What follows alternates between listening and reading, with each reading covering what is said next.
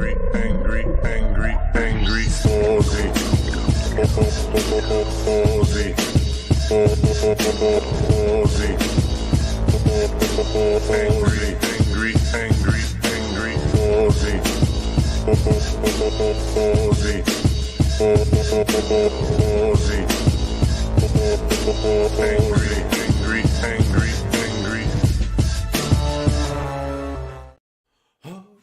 Saturday night, which according to some accounts is all right for fighting.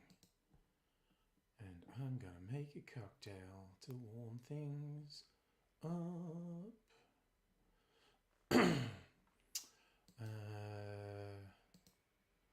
Okay, yeah, Difford's Guide.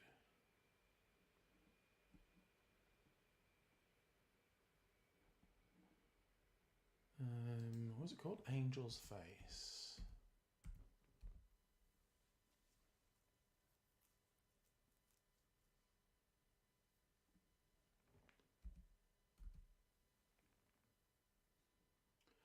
Angel's Envy, Angel's Advocate. Huh. Maybe it was just called Angel Face on here. What's this? Let's see. Gin, Calvados. That's it. Ooh, that's one shot of each. What's my one? Angel Face. Hey, one shot of each. That's all good. Good in the hood. Alright, that is a nice, simple cocktail that I shall start with. Gin, Applejack, and I'm going to fake apricot liqueur because I don't have any. Alright, let's do that. Time to get some stuff ready.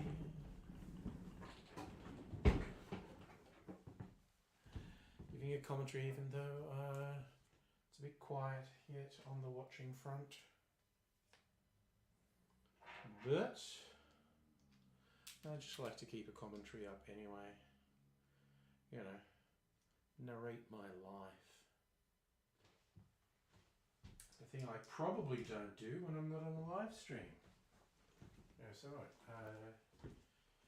gin, Calvados.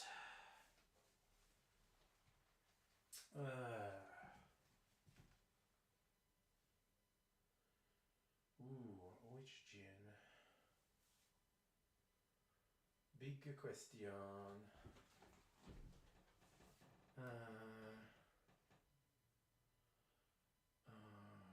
Citrus gin.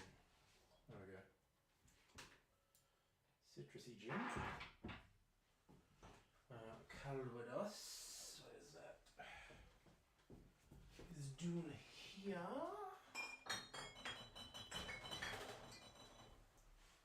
And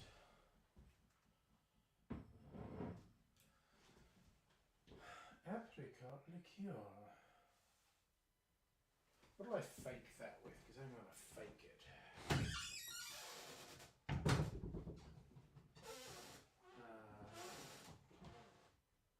Maybe Tangelo Cello. It looks kind of apricot-y. Actually, no. I'm going to do my maraschino.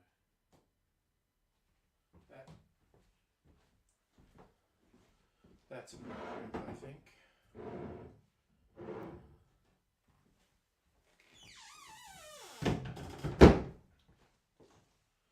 Alright, so those are ready. Get this around here for the video shooting expertise, extravaganza, exposition. I don't know why I keep saying X words. I just get a bit like that sometimes. Alright. That there for new. And this goes to, whoops. That goes to there. And this goes to here. Put it down there. Okay, I think I'm going to do a Nick and Nora glass. gas, wasn't it? Can't take me anywhere.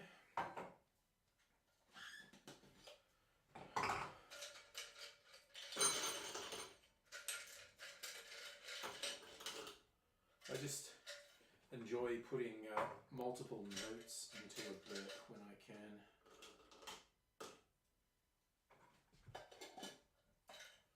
Be more musical. Okay. Angel face.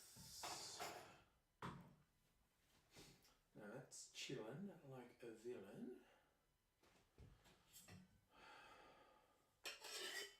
This is a stout cocktail. So put that there. And just checking, I wonder what a thing. Do they do?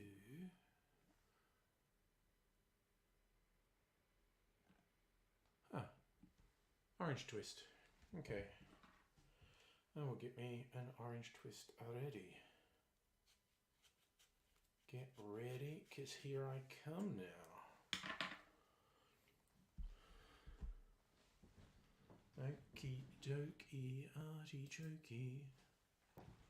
Okay, and that's ready.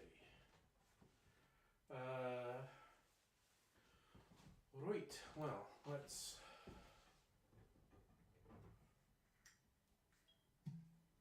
get these ready. Yep, the sugar's got in the thread of that one, makes it a bit difficult to open.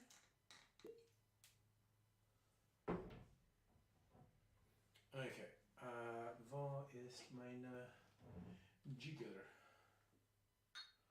Where the jiggers at?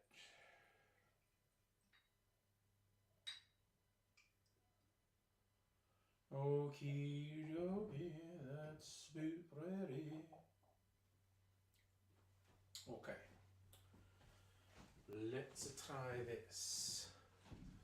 Musical Aviator, hello. Oh, I'm a little quiet. Yeah, it's possibly just because I was over there. And maybe I was talking quietly. Anyway. Making a quick cocktail. This will be a pretty quick one. Alright. Table so wobbly. Okay. Might as well actually start the recording. Okay.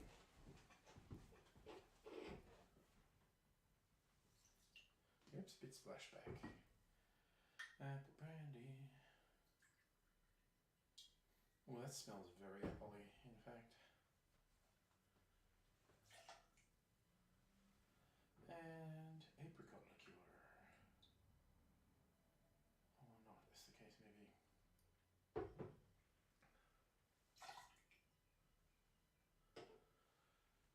Okay, that's that. Actually, was there any background to this cocktail? History. Harry Craddock.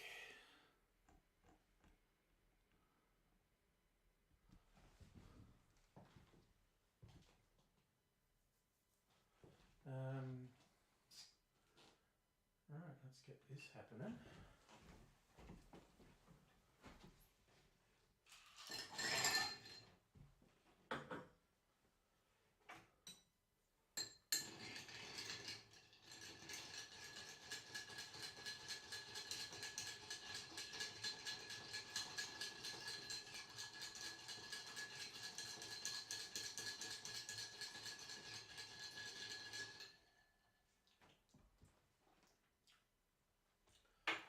That's tasting pretty good. Make sure that glass is in a good spot. It is. Oh.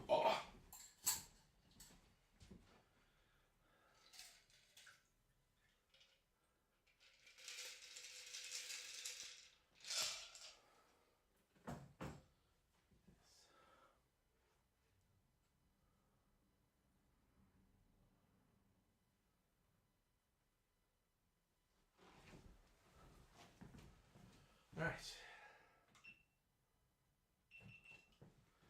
this aside for now. Whew. La-di-da. Move this over here. Blast him. Switch this on. Ha. Take a picture of this.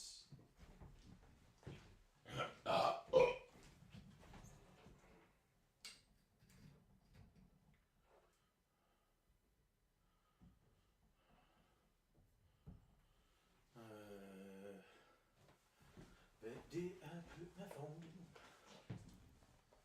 Okay. Back around a bit.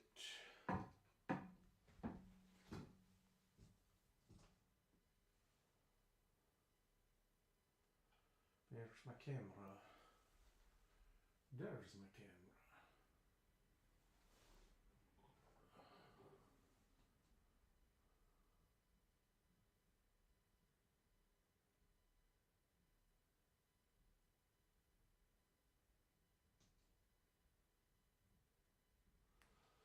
Da-da-da. Red is here. Orange is here. Okay, so how is that looking? Let's line that just a little bit.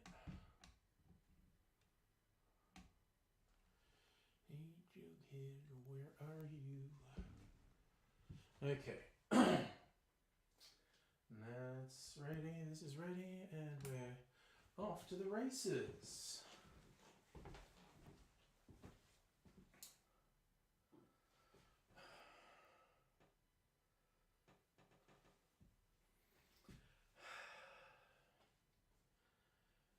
G'day cocktail lovers. This is a nice simple cocktail, first published almost 100 years ago in Harry Craddock's book. It's called Angel Face, and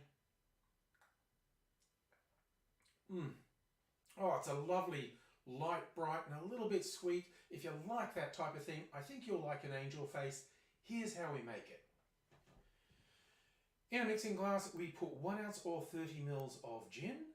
Follow that with 1 ounce or 30 mils of apple brandy. And finally, 1 ounce or 30 mils of apricot liqueur.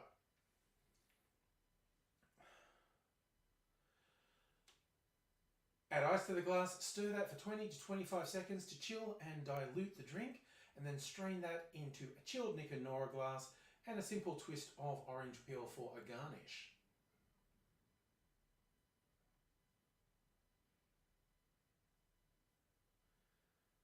It's a treat. It's a little bit fruity, bit sweet. The gin stops it from being too sweet. I think you might like this one, the Angel Face. Cheers.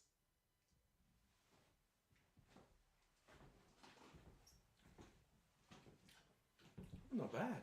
Not bad at all. At least a 7 out of 10. Okay, switching that off. Switching this off and taking a seat.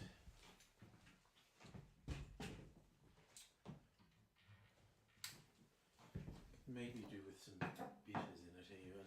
Might be a bit too sweet, but let us sit down and see what's happening in the big wide world tonight. Tonight.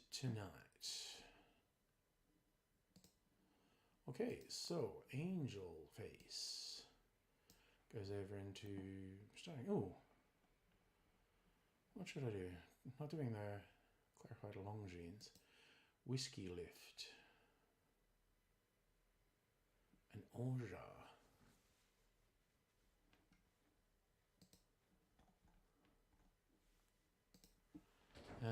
Was that on this side? Whiskey Lift. Ugh.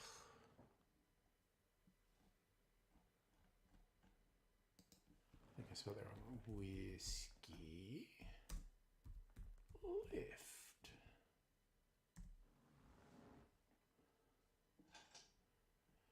Okay, maybe it's on the liquor.com website. Let's have a look there. Whiskey lift. Bourbon lift. That's what it's called. Cocktail equivalent of New York egg cream.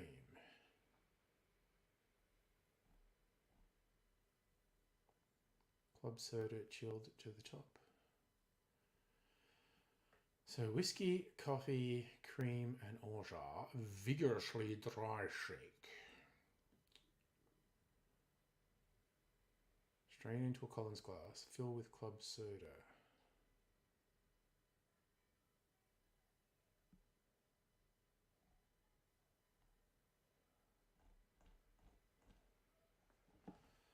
I don't know, that's kind of a bit much tonight. I don't think I do it.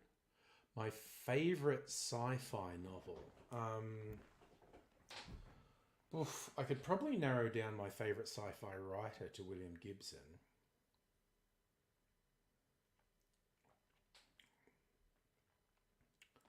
And it's more his whole oeuvre I like rather than really fixating on one. Mind you, I really like the Expanse books too. This is possibly a cop-out answer. I don't have a really strong, genuine standout. This is my favourite. There's good ones. What's your favourite sci-fi novel, musical aviator? I know, I mean to. There's been such good things said about that. Because Ian Banks, half his books were sci-fi and half weren't. The only Ian Banks book I've read was a non-sci-fi one. And I basically received that as a gift. Now you've made, I want to see if that's on Audible.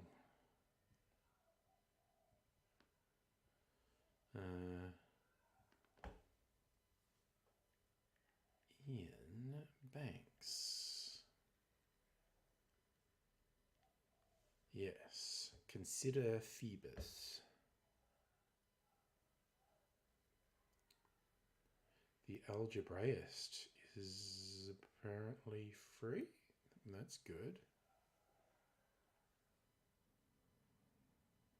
24 hours and it's free. Short-lived quick races are human. Space is dominated.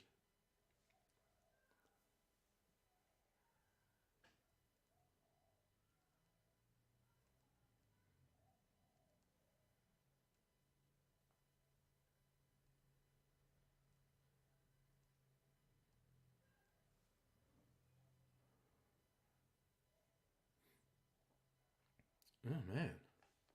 Now I want that. Fuck it, I'm adding it to my library. There's a couple of free Ian Banks ones here.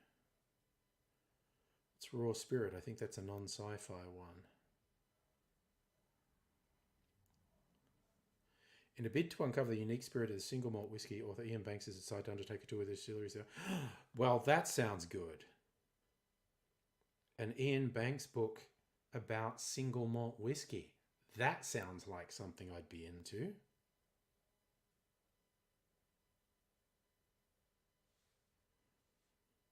Anyway.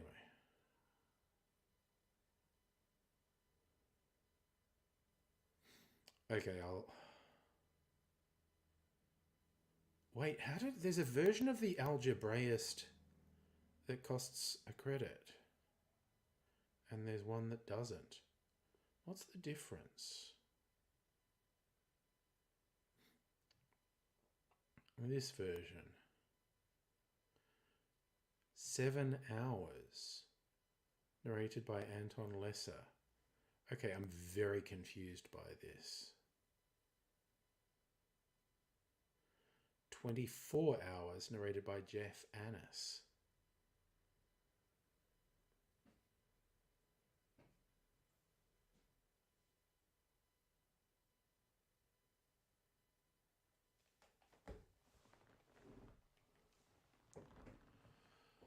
There you go. So you ran through the culture novels 2019, enjoyed them. Very different.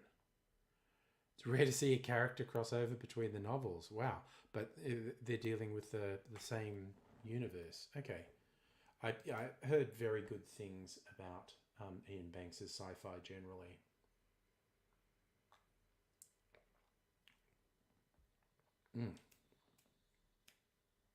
That's growing on me. But the big question, seeing it's quiet, do I want to make another one? Whiskey Lift. A Rebenac. Rye Whiskey, Averna, Yellow Chartreuse, Rum Agricole, Pichot's Bitters and Orange Bitters.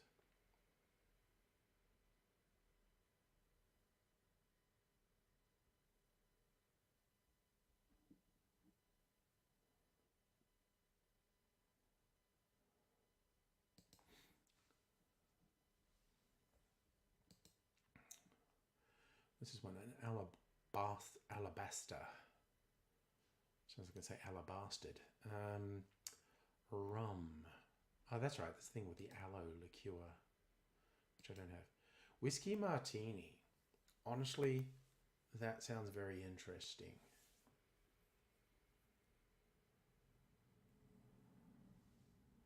Bianco vermouth. That's so much olive brine. I might make that because it just sounds so weird. A whiskey martini. It just sounds super weird. Ascend Frost. Hello. How are you? Twitch viewer. I'm just chilling. You know. Made a cocktail. Thinking of making another one.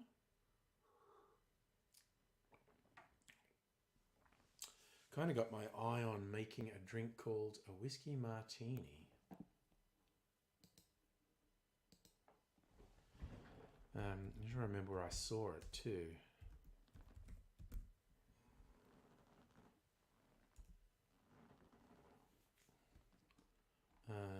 No? Was that another one that was on liquor.com? I should make notes of where I find these fucking things.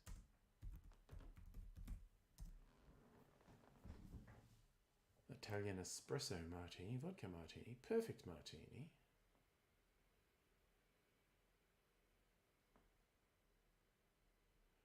Three cocktail masters share the secrets to an exceptional whiskey sour.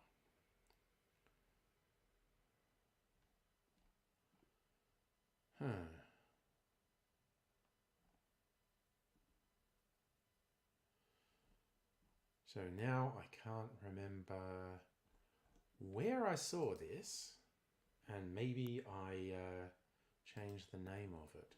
Oh God, I just realized. Whiskey martini.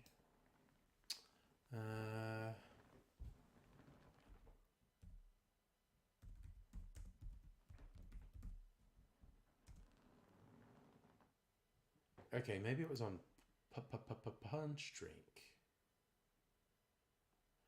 Dreamy Dorini Smoking Martini. Scotch martinis to try now.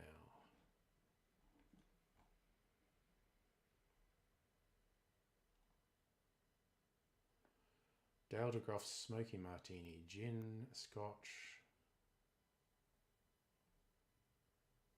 Dreamy Dorini Smoking Martini. Vodka and Scotch. Okay. Maybe it was on Punch Drink.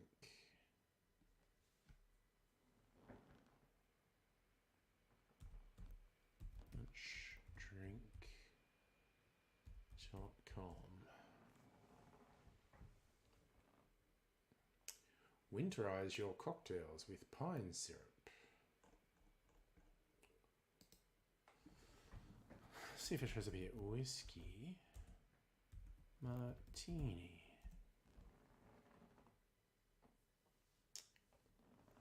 Can you flip it?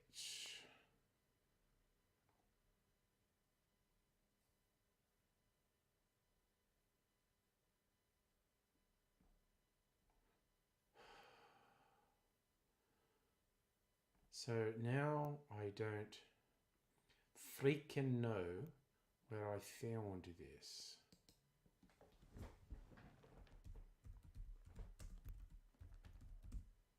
And that's gonna bug me.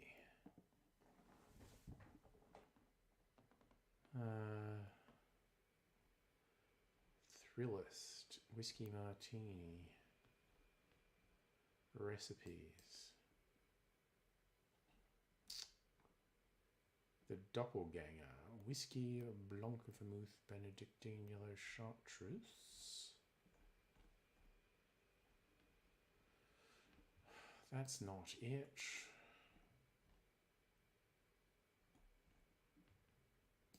Is it on here? Peanut butter cup whiskey martini. Good Lord.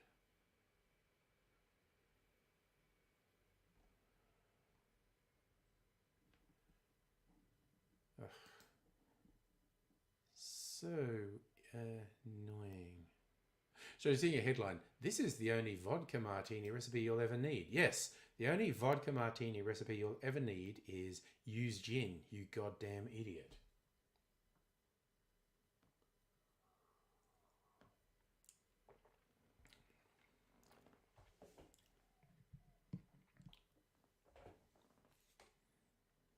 Right, so I have no idea where I freaking found this one.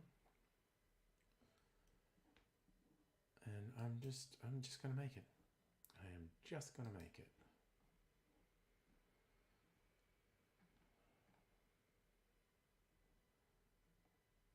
Brace 8s.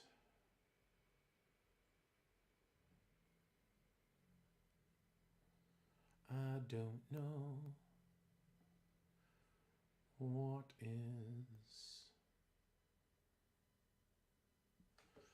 is going on.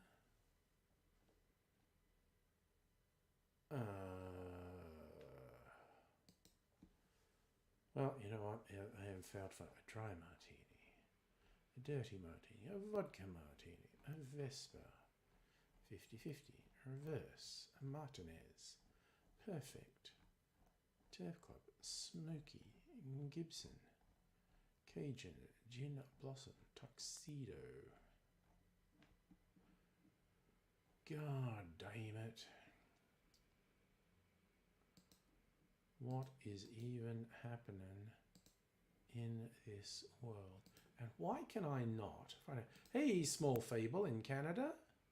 How's things in Canada? I was actually doing a live stream earlier today with some other YouTubers who also have cocktail channels, two of whom are Canadian in Canada. So Canada Day for me today, I guess. Saying hello to people from Canada. But I am having just a slow Saturday night. I have no idea if my usual YouTube viewers think I'm out tonight or what. But I might make this weird recipe, whiskey martini. Or maybe let it go till I can work out what the fuck. There's a galvanized nail. I used up my sour apple syrup. I just remembered that. An oleosacrament. Whiskey, oleosaccharum, Benedictine. And I just made some oleosaccharum today.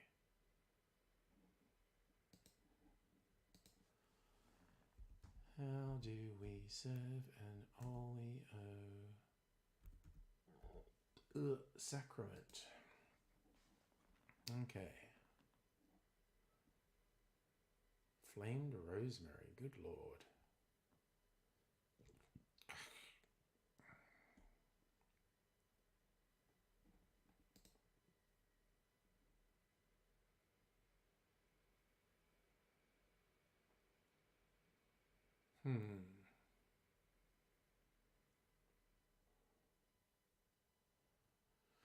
That's a big question.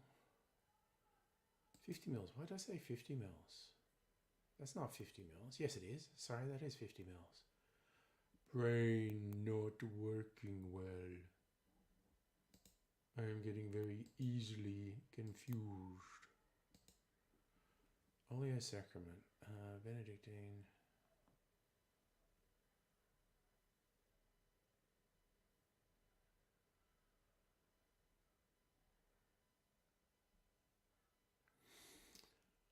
Okay. What blitters? What blitters? What blitters? Blav. What bitters do I have? Strawberry gum. Umami. Ribery. What's this one?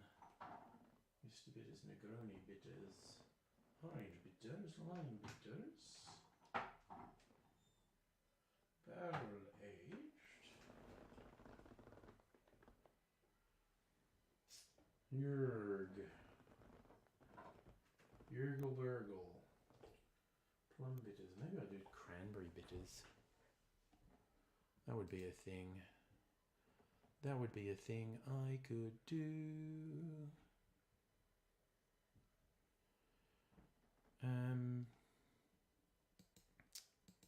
Yeah, you know what? I made fresh oleosaccharum today.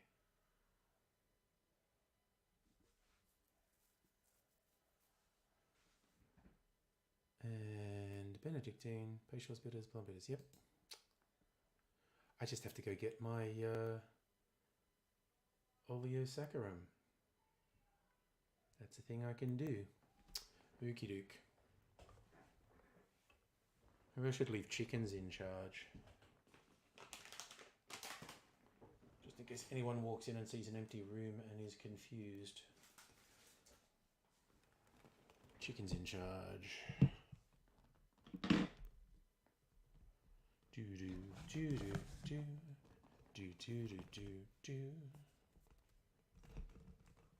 Alright.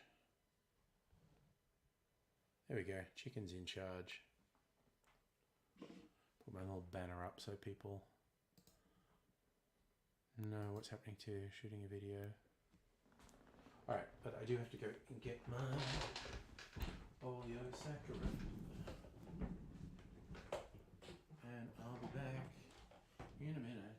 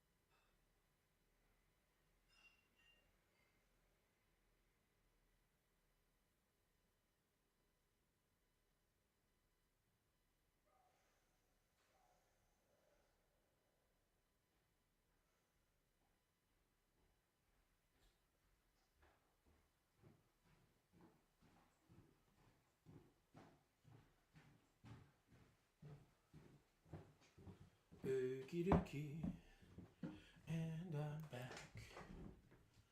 The world did not stop turning while I was gone. Okay, put that there. Right, it's out of the way. I might actually move the chickens now I'm back. Because I'm back. Okay, here's my phone. Oleosacrament. Okay, so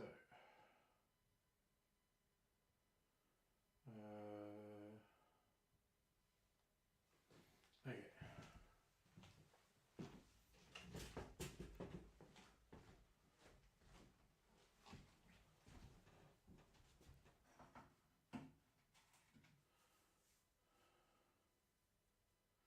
You know what?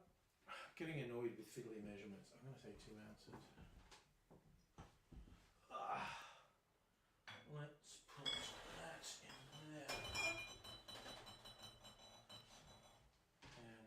this in here.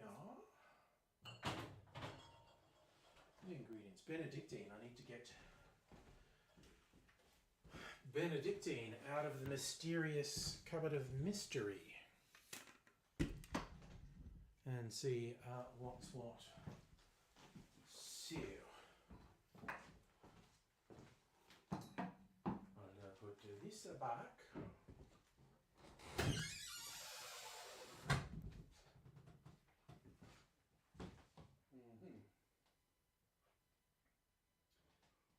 Putting that back. After Benedictine. Benedictine.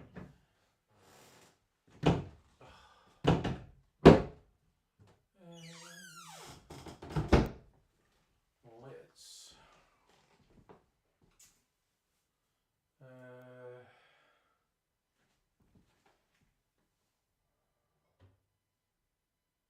actually my corn whiskey.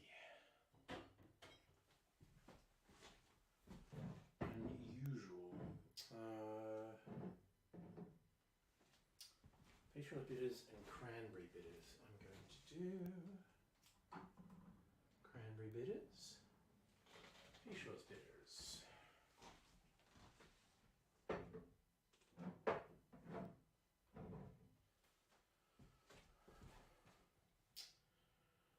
Alright, and I'm doing this full length.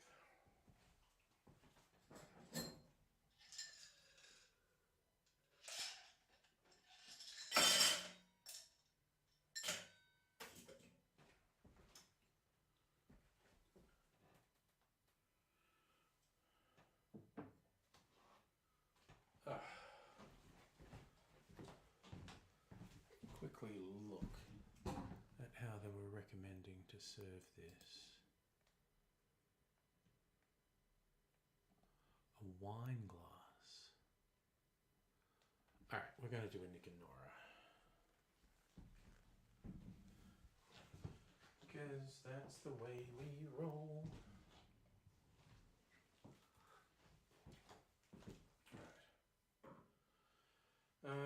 Right, let's get this happening.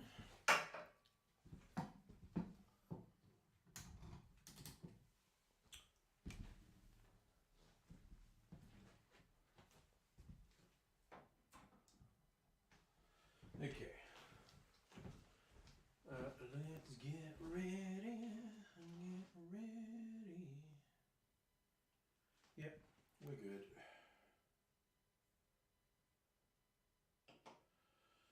Let's do the whiskey first. Okay.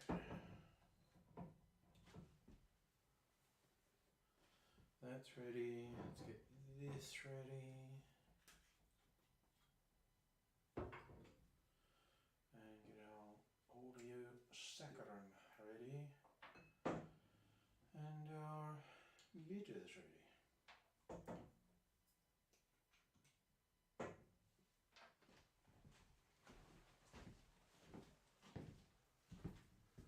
All right, all right, all right. Let's do that. Check how that camera's lined up. Probably a little bit lower. There we go. Let's go. Okay.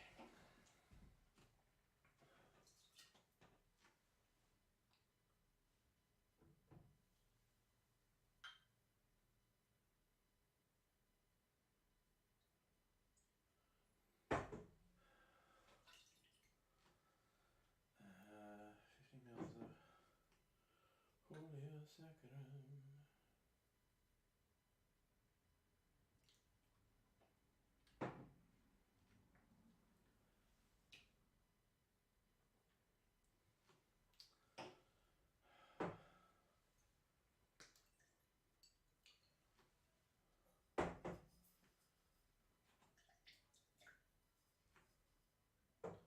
All right, that's ingredients done. Just by the by, do these... Hey, Heine, how's it going?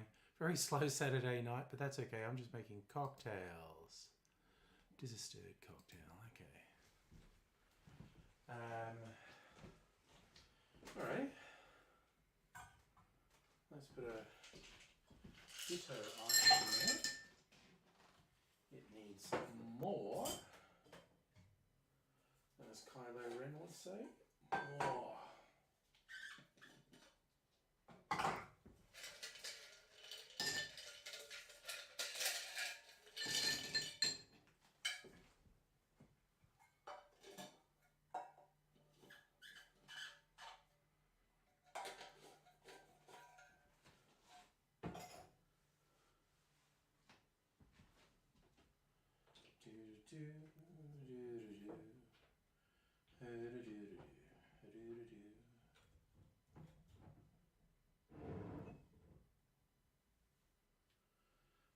Right, let's get this going again. Have to leave at some stage to shop. Okay. Saturday night shopper.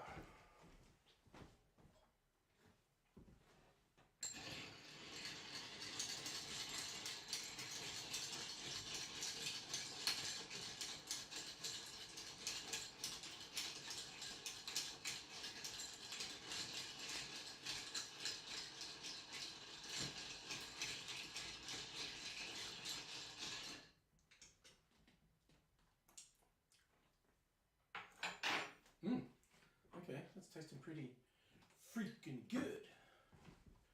Make sure that glass is in the right spot.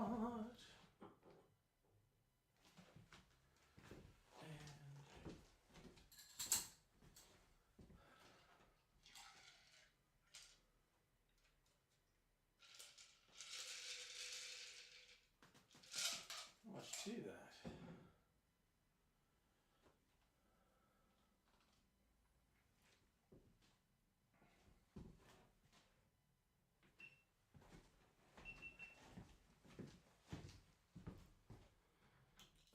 Music baby. I guess people are out, yeah? We're in band Carol's busking gig. Sorry, I love that. That was a busy night. Band with Carol's, Swordcraft, and then a performance. That's a busy night. Nicely done.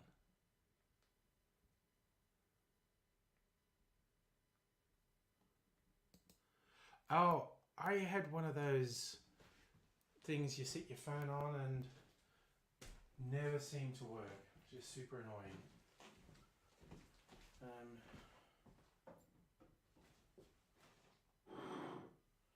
I'm going to take a peeky of this for eine thumbnail.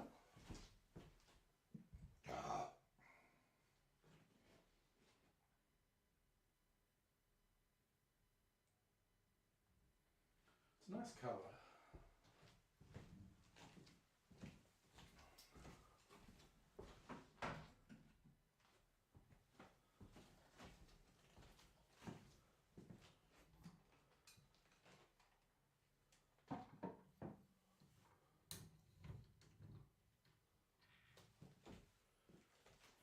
Turn this one on and this one on. And that looks okay. And this is loading and that looks okay. So let's go.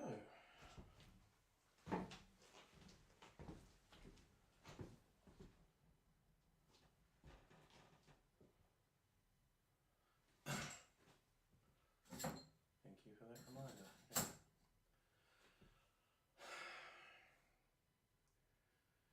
G'day cocktail lovers. If you know me, you'll know wordplay in a cocktail name always catches my attention, and that's where this one comes in. It calls for oleosaccharum as a sweetener, and the cocktail is called an oleosacrament. I thought, yeah, I might try that, and by coincidence,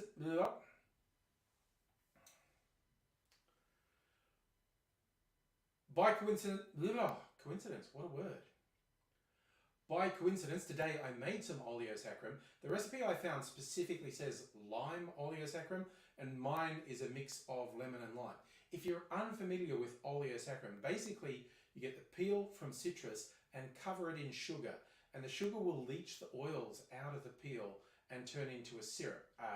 Tastes great. Get a really zesty citrus flavour along with the sweetness of the syrup, and it goes great, particularly in drinks that are on the sour side. Now this one, that colour's awesome. This is a whiskey drink. You wouldn't know it by looking at it, but this is in fact a whiskey drink. It's the bitters that have made it this colour. There's two sorts of bitters. The recipe called for plum bitters, which I don't have. I used cranberry bitters, so it's gone super red because the other bitters are Peychaud's. So I've ended up with a very unusually coloured whiskey drink, but taste-wise,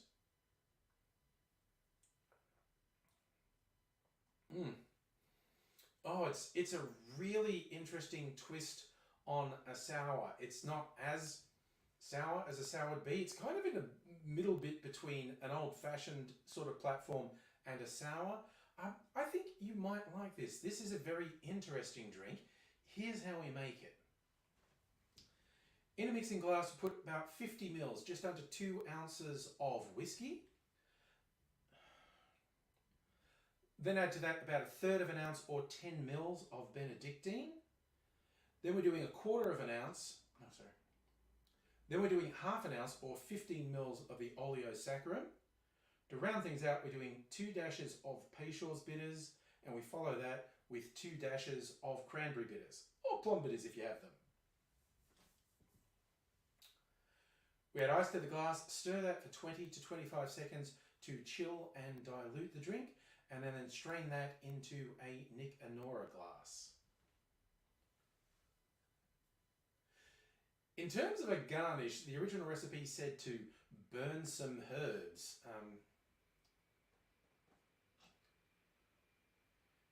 In terms of a garnish, the original recipe said to burn some rosemary and stick it in it. And I was like, I actually think there is rosemary in the Gardenier, and that just seems a bit weird. I'm not doing that. I don't think this one would be particularly enhanced by smoke, but that's just me. I threw that in there because you might want to try that yourself to see how that goes. But it's a really interesting and unusual whiskey drink. This would be one with someone who thinks they don't like whiskey cocktails. I think they like this. It's just a little bit sweet, enough to tempt someone, I think.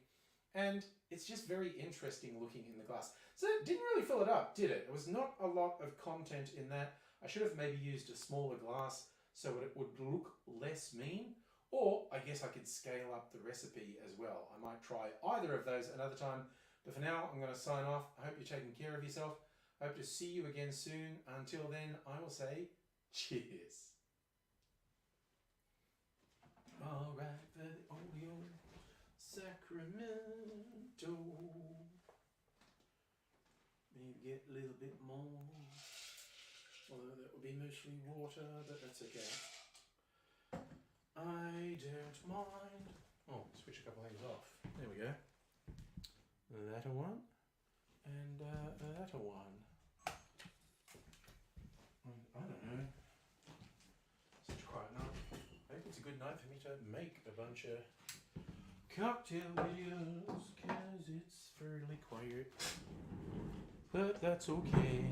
Now I'm going to sit down with my bright red whiskey drink. And I'm going to put my orange peel in it. And you know what? I reckon it needs... It's so bright red. It needs cherry in it too. So you found your MagSafe in an op shop. I think, where did it... Oh, wow. It just looks so unlucky. I got 2 cherries. I'm just going to have to put 2 cherries in my drink. Because I think it would be bad luck to put it back in. Disrespecting the cherry gods or something. Oh no! Hannah, it worked. Did something truly special. Oof. I have a sense of foreboding about that.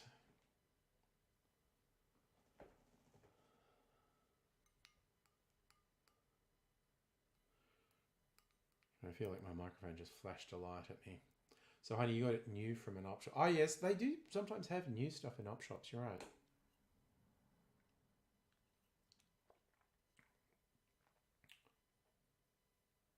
That's actually really nice.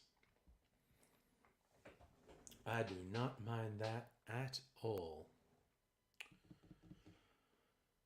Maybe needs more whiskey in it. So, oh no, at 4:30 they realised they had extended trading hours. But staff were all rostered to finish at 5. Oh my God. Management, hey? What the hootin' heck? Yeah, now I'm tempted to remake this with more whiskey.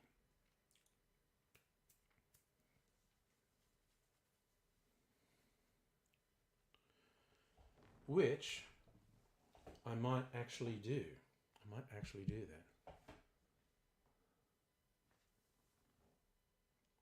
Is that just... Yeah, no. I think I will do that. Guess who got their hands on a 4K copy of Taylor Swift Eras tour movie? Nice. Oh, holy shite. 11-hour shift in the back of lay-by. And it got to 46 degrees. That's... No. No, management. No, that's not allowable. I feel like that's actually illegal. Good Lord. That's just, my God.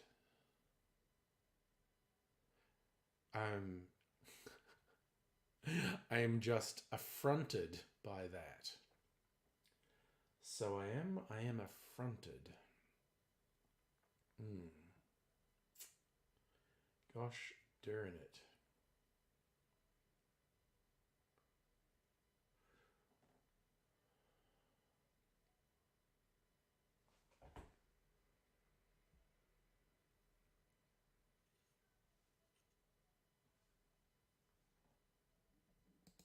No, fans aren't going to help there, but you had a slushy machine and cold water. You were out. Yeah, but it was still, it's not good. Is that legal? Boss Sidious, I will make it impossible to prove. Yeah. Everyone else moved back and forth between the floor and the back. You got to stand in one place and pack orders all day. God damn. You are on the fucking front lines. And people don't realise how much hassle it is to get their friggin' shopping. Oh my God, I bet that was blessed relief. A shower after that. That would just be incredible. My God, that's just too much though. I mean, you soldiered on, but that is absolutely too much.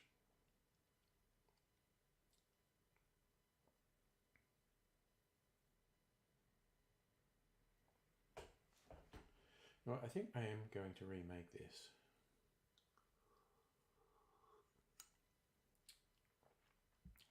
Oh, man. One lady, not best pleased, asked when we'd be restocked. Oh my God. What? Fuck, people are stupid. A week before Christmas. Look, and I don't hold it against someone who goes, oh, I didn't get a Christmas tree, I'll try and get one. But asking a store a week before Christmas when are you going to restock Christmas trees? Next fucking year, when do you think? Yeah, everyone's rocking in the last 10 minutes, Heine. Thank you for, coming in a bit earlier. And Musical Aviator, who's been hanging around since the start.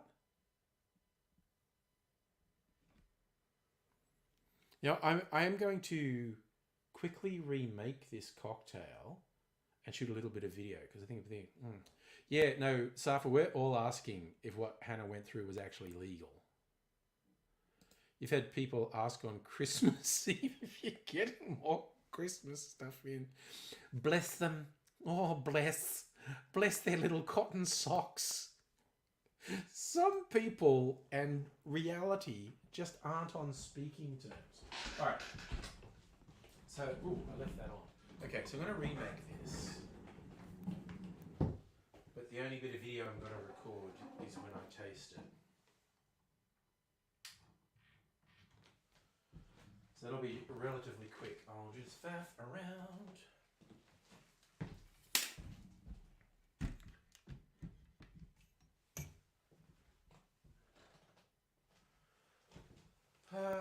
Pure whiskey, we are going with some high proof whiskey.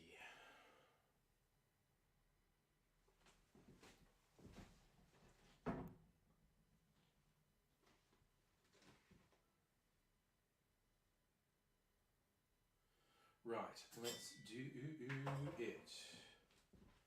Where's my jiggers at? No, seriously, where did I put it? Oh, it's right in front of me. Of course it fucking is.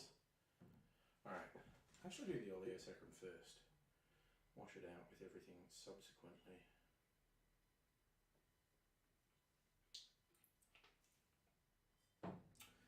Ooh, here I come now.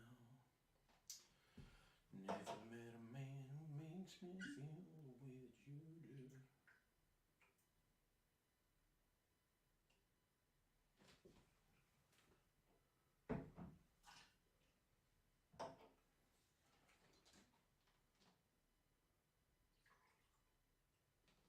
Maybe I should have used a rye whiskey actually.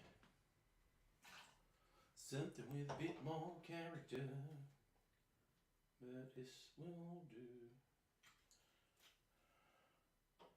Benedictine, Peychaud's bitters, cranberry bitters. I'm almost out of cranberry bitters. I need to get some. Get some!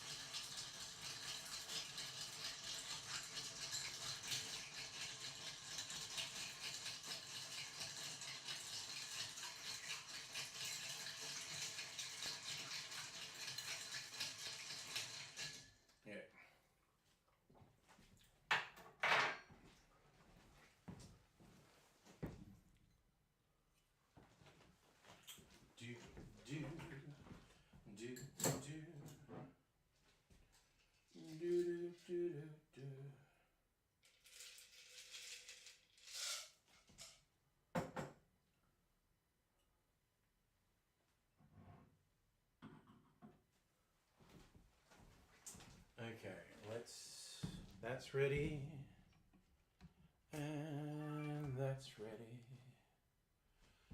and I'm just gonna.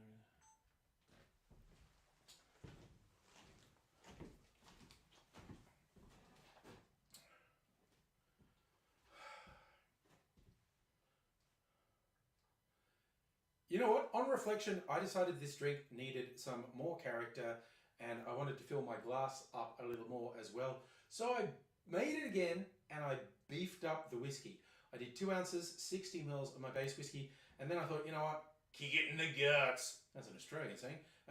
Some overproof whiskey. This is 60% cask strength from local distiller Bakery Hill. This is the cask strength of their double wood single malt, aged in 2 different barrels over its lifetime. And I think that's going to really kick this up a notch. Also, I decided I deserved some garnishes in there, so I got cherries and orange peel. But tasting it, yes. Oh no, that's better. It's still, I still think this is something a non-whiskey drinker would get into, but that just gave it a bit more body and a bit more character. Also filled up my glass a little bit more. So this is the improved oleosacrament, and I stand by it. And now, having had one already, and I'm going to work my way through this, I think I probably just need to go to sit down. So I hope you're sitting down or just taking care of yourself generally, and I do hope to see you again soon. Until I do, I will say cheers. Alrighty. Now I don't think I'm going to make any more videos tonight. I just really wanted to do that. Okay. Sit down, laddie. Also, on the video making front, for anyone who was watching me do the AIDS Memorial videos and The Devil's Sazerac recording in particular went a bit sideways, but I edited it today and it's fine. Saved it in the edit. And would you? I can't stay in one place, not move. If I stay out back. Ah, no, your trade-off is just getting away from the customers. Fair enough.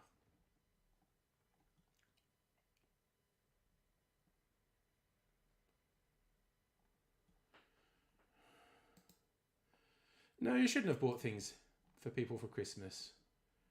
Only if that's a thing. Geez, the stream is busier than it was half an hour ago. But we'll get it. Yeah, no, my brain was all over the place, but I went into the editing this afternoon. I actually wanted to have the editing done before the stream tonight because I'd reshoot it if I needed to. But it was fine. And I found my hard drive that had AIDS's Code Grey Show on it. So there's some clips of AIDSy saying outrageous stuff. Oh! Quiet as in volume. Okay, you're not the first one to say that. Let me double check settings. Audio. Yeti.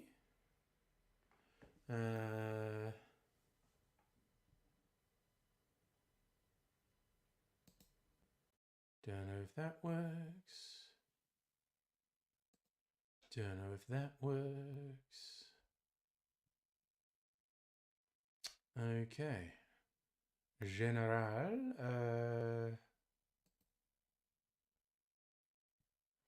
Let me see. Is there any other settings I can change? It is quieter than usual. Okay. Well, I genuinely don't know why. Wait a sec. What's microphone is on. I can turn my microphone volume up. That might do something. Maybe I accidentally turned my microphone volume down. I don't know.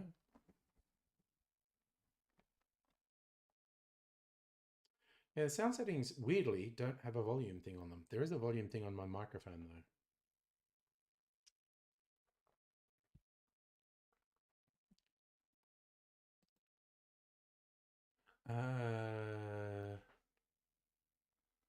Double, triple checking some thingies. I don't know. What's that? What's that done? Is that working? Is that too loud? Is that distorted? Has it changed anything at all? I don't know. So I've clearly, well, when I say I kind of mean fucking StreamYard, most likely. Nothing changed. Okay. Oh, no, I did not see that, Hannah, but I'm really pleased. These fuckwits who harasses people in public saying they're doing pranks. I'm really glad they got arrested.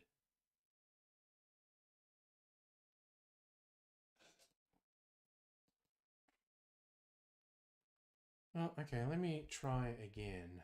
Sound mixture options. Okay, that is low.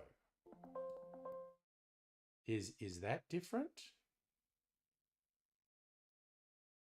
Is that different, or was that just my system sound I put up?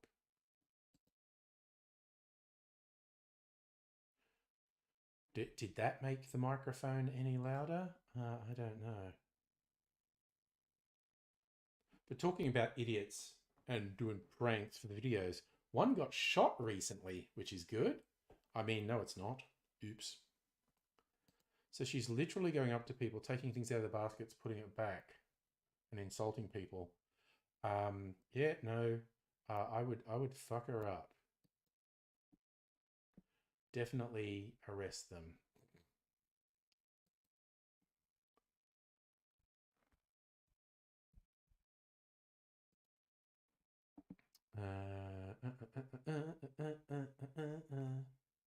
Hardware and sound. Sound. Oh, that's interesting. I did just find a volume thing and turned it up, but that apparently didn't do anything. Adjust system volume. No, that's system, not microphone.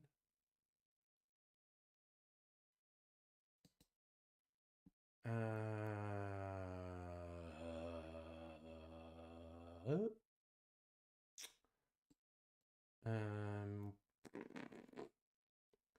mean, what the hell ever? No change. Increase volume browser, decrease volume of everything else. Damn. Okay. I look, StreamYard fucks with me. That's all I can say. Had the confidence of these idiots. Yeah, I mean, like one of them literally got shot recently for harassing an armed security guard. Oh.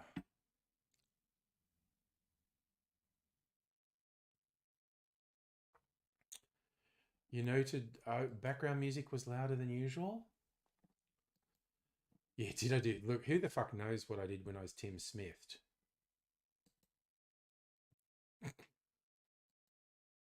No trolling. Yeah, I know.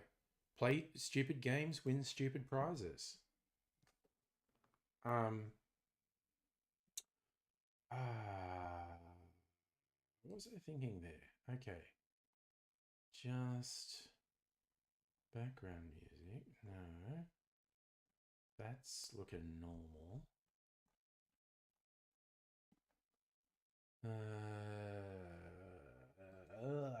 Brain hurt. No, I didn't drink very much last night and I went to bed early. Audio. You'd reckon there'd just be a simple thing like, this is the volume. And there isn't.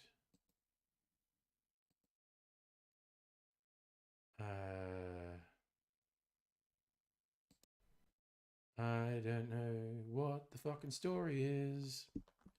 It is what it is. What does this do? Ah. I don't think. Oh wait.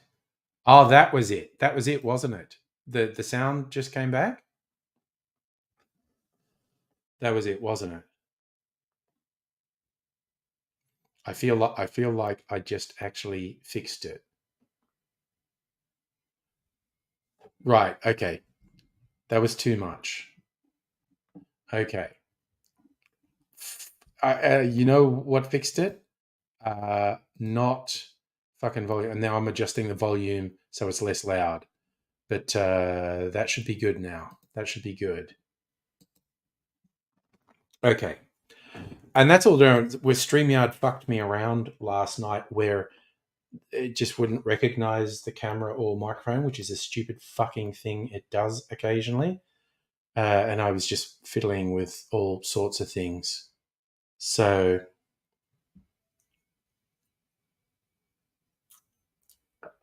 but yes, the thing I changed to get the volume right did not say volume. I'll just throw that out there. So, stupid.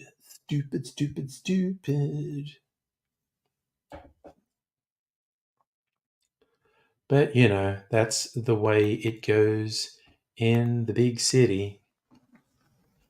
So here's I still haven't done anything with this. This is my bacon fat washed whiskey. I was going to make an old fashioned with, which I might do tonight, a little bit louder. I can put it a little bit louder. But see, here's the problem. I don't really, when I change something, I don't really know how much louder that makes it for you.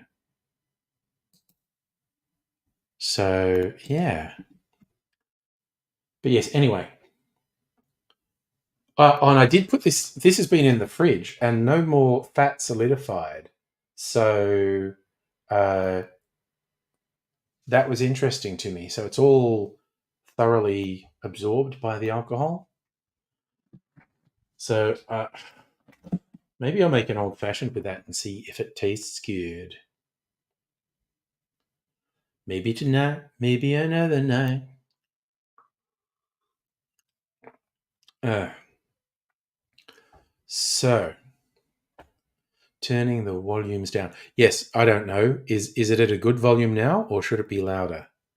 Uh, because I think I can make it louder than it is now. But if it's fine now, I'll leave it at that. Yeah. Okay, that cocktail is probably a little bit too sweet. This is a great volume. Okay, we're at a great volume. We're good. We're all good in the hood. Speaking of being all good in the hood, I did watch They Cloned Tyrone today on Netflix. That was entertaining. We sort of sci-fi themed thing with an allegory about control of people's behavior, and they shot it like it was a 70s blaxploitation. They shot it so it looked like it was shot on grainy 70s film, uh, which was interesting. The characters were great. John Boyega and Jamie Foxx, and the other people in it were not big names, so I don't know their names, but they were all good. Uh, they, yeah, it had a really good vibe. Kick the fuck out of that movie. Yeah. Safa, hard to be sure, anything could happen. Not super long, but will I go past 10? I mean, probably if we're vibing, you know. It's vibe, it's Marbo. Ah, hmm. All right. Now, see, if I do make another corridor, there I am dismissed. I maybe want to do that. Because I have been wanting to try this bacon fat washed whiskey. Make an old fashioned with it. Safa, what do I think about e-scooters? Uh, People behave like fuckwits when they're riding them. I was gonna watch the Dungeons and Dragons movie, which I may watch tomorrow. Just things happened. It's Saturday. My exciting Saturday is do my laundry, do the dishwasher, and I decided the neighbors have this just huge fucking tree, half of which is over our yard and is over our clothesline. And I thought, yeah, you know what? That's too much. I'm getting it. We have a saw, just like a hand saw, not a power saw. Uh, I'm going to cut some fucking branches off this that are overhanging our clothesline. And so I did.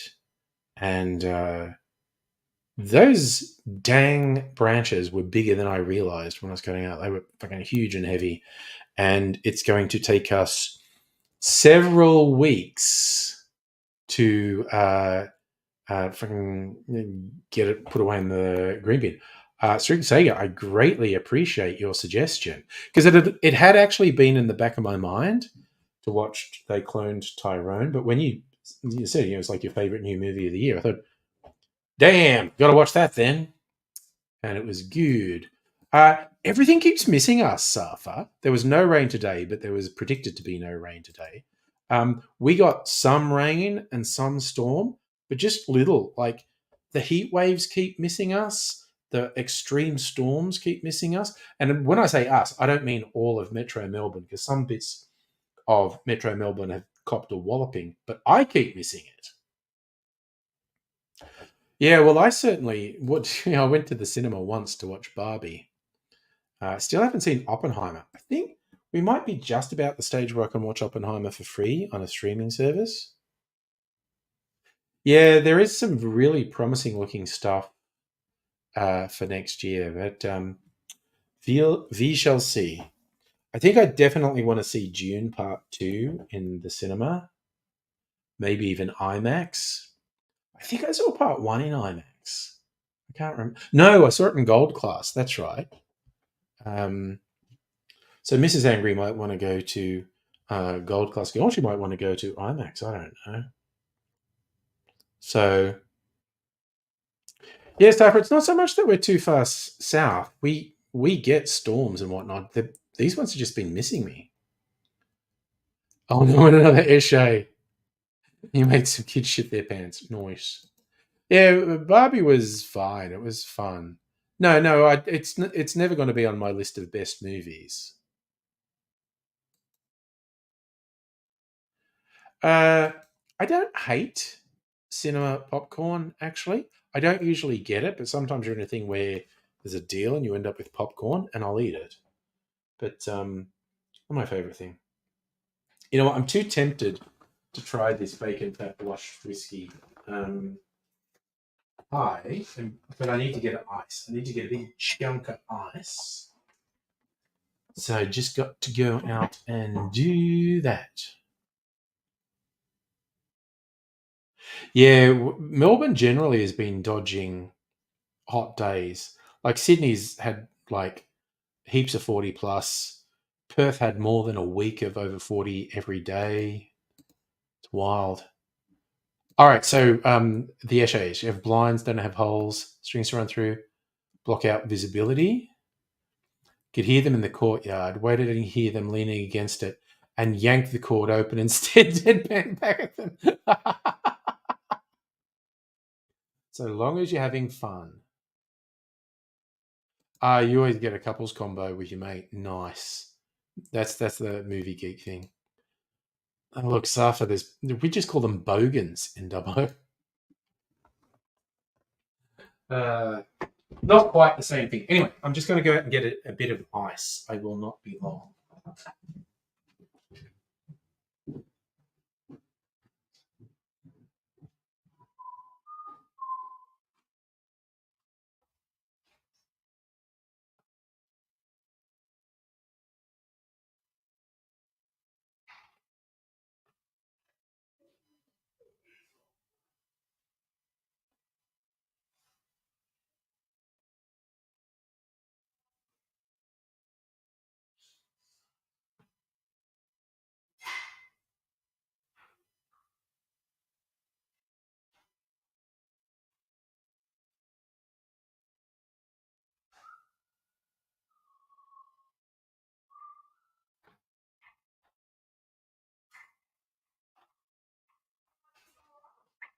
Yeah, it's just getting a bit of ice.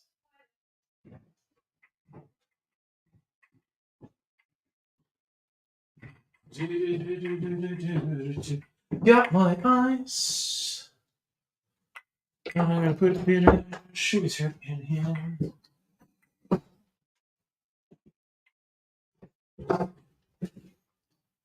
Ugh.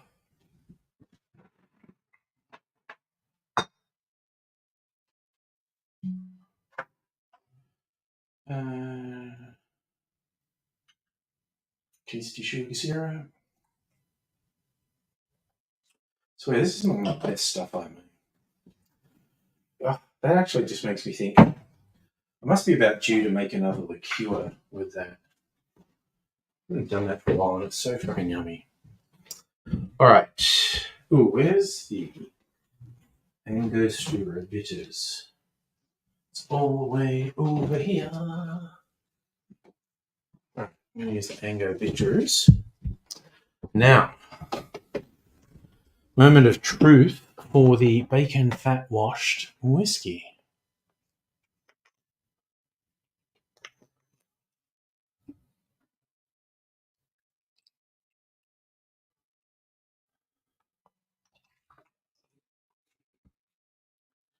Because honestly, when I tasted this straight, I did not think it tasted great. But in a cocktail, it might come into its own. Keeping it simple. Put my orange peel in there. All right. The AIDSy drinks were pretty boozy, actually. I have to admit, I really liked the Devil's Sazerac with the absinthe float. That was really good. Oh, and also in terms of video, the video of the flame when I dusted it with the cinnamon sugar, which was way fucking bigger than I thought it would be. And the GoPro got a great slow mo of just the flame going woof. So that's the money shot for that video. That's going to be the thumbnail for that video. The flame just going. Because people love fire. All right. Moment of truth. Bacon fat washed old fashioned.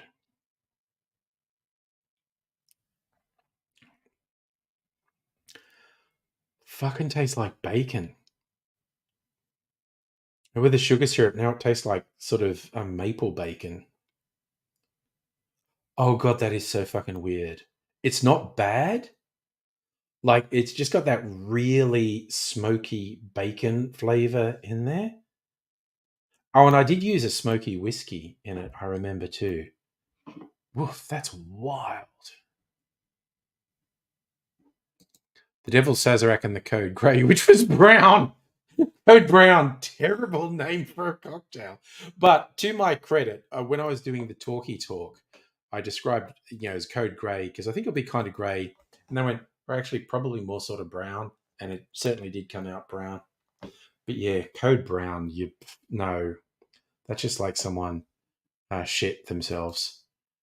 Code Brown was still drunk the next morning. Was there something else?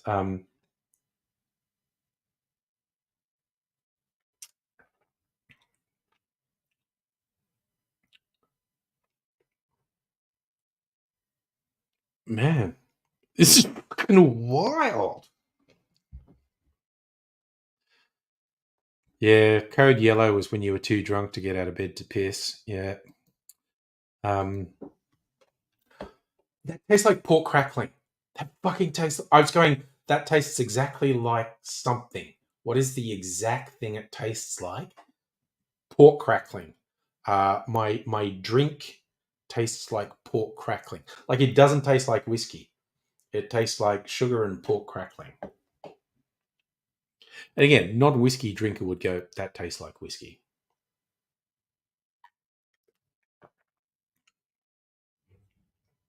Yep. Now I've nailed it.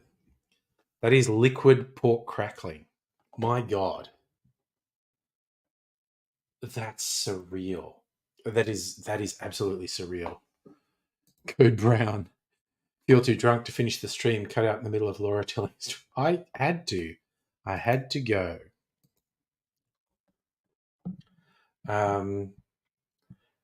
Yeah, it was just one of those nights. But anyway, so I'm just here with my pork crackling cocktail. But yeah, the Devil's Sazerac was probably at least 3 standard drinks on its own.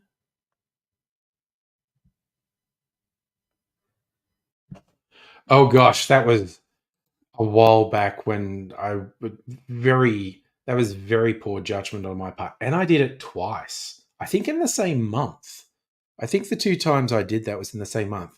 I didn't like fall asleep on stream. I just decided I was really tired and I wandered off and went to sleep and left the stream running. It was particularly funny.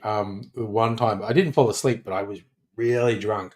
I remember we were doing Angry Bunch and AIDSy was on the stream and a few others. and I was off talking to young Mr. Angry, and I thought I switched my microphone off, and I hadn't. And the way this microphone works is it ups the gain. It tries to pick up the sound if you're not right next to it. And so even though I was like other end of the room, the microphone was picking me up talking. And I thought I switched off. And I hear people saying, like, turn the microphone off. And I remember coming on and saying something very silly about don't tell me what to do. And I was going like, besides, I turned the microphone off. And then like my brain's slowly going, they wouldn't be shouting at you to turn the microphone off if you had actually successfully turned the microphone off. But, pork crackling cocktail sounds like something a group of very pissed uni students would come up with. Vodka and pork rinds. Honestly, that's terrible. Yeah, AZ falling asleep was a different thing. That was his sleep deprivation because of chronic pain. Yeah, honestly, over the COVID years, there was probably half a dozen streams where I was fucked up, like just super, super, super irresponsibly drunk. At least I was at home, not out causing havoc in the world. Although Dr. Abigail probably remembers one time when I was out causing havoc in the world and was irresponsibly drunk.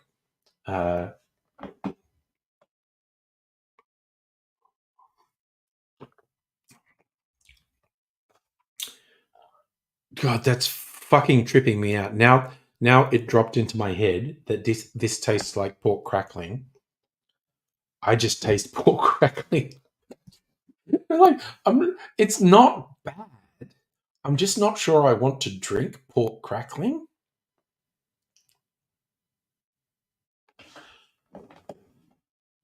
Kind of dangerous if I'm super Tim Smithed out in the world.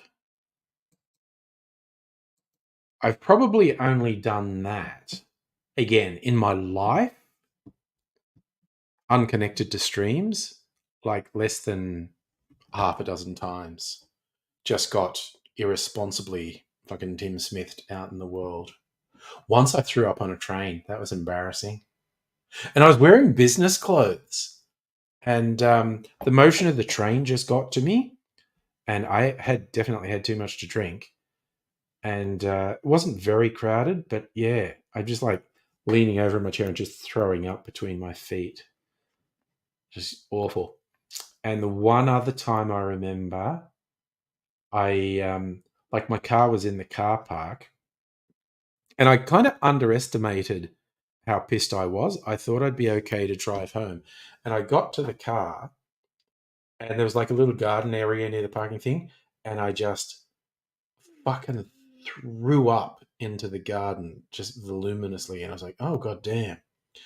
And then I was just I opened the car door and I was just sitting on the seat going, oh fuck, am I going to throw up more? And there were those pseudo cops, whatever the fuck they're called, on the platform. And I know one of them called like, hope you're not going to drive home. And I went, no, I literally just need to gather myself. The walk home is not far. This all just caught me by surprise. I'm just sitting here while I consider if I'm going to throw up again. Yeah, I feel like it probably looked really funny, me in business clothes throwing up on a train. Your worst vom, Cold Chisel concert in the 90s. Yes. A cone with alcohol. Well, but I mean, throwing up at a Cold Chisel concert, that's a fucking thing to do. I actually saw Cold Chisel in Dubbo. They played Dubbo once, I think, for the Circus Animals tour, and I snuck backstage. All these photos from backstage. Saucy boy.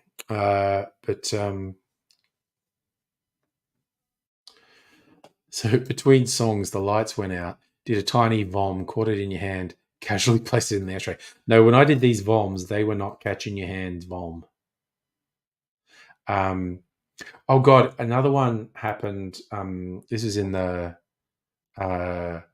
old house, where the master bedroom is at the front of the house, and there's like a front yard and garden. And I got all the way home, and I just got to our house, and I was like, "Oh no!"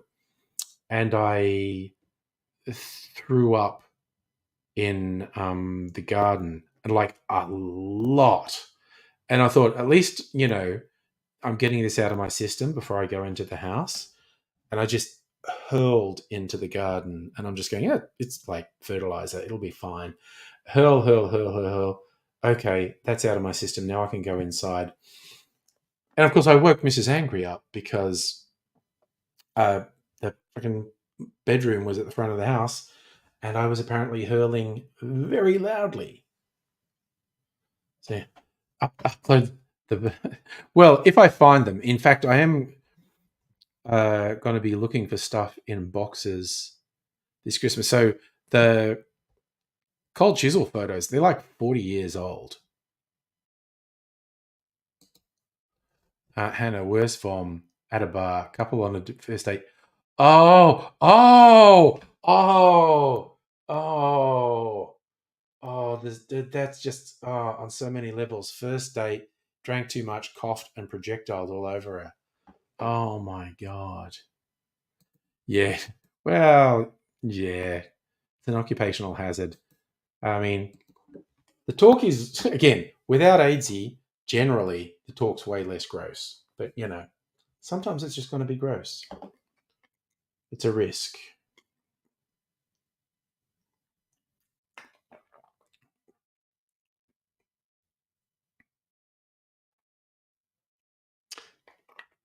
This is growing on me, my liquid pork crackling. It needs pork crackling as a garnish on this glass, actually. This is not something I would drink every day or even often, but it's definitely interesting. And I always give kudos to drinks that are interesting. When I really don't like a drink is when it's bland or boring or nothing. Oh God, Tricksayer in grade 7 went on a double date regarding Henry. Oh wow. 12-year-olds watching Regarding Henry. Okay. That's the Harrison Ford movie, yeah? Intense discussion of various uses of Biscoff. Yes. Oh, I am absolutely... Okay, I'm going to make another eggnog to age for a year and try next Christmas. It's definitely going to have Biscoff milk. Biscoff milk in eggnog was friggin' awesome. So the 1 year eggnog is definitely going to be Biscoff flavored. So yeah, 12-year-olds, you were making fun of it. Mate made a joke while you're sipping your Fanta, it came out your nose. Oh, snorting Fanta out your nose. God damn. Didn't live that down for years. Oof. Yeah. We kind of forget that it's all connected, and you can, when you're drinking something, you can literally snort it out your nose. Ugh.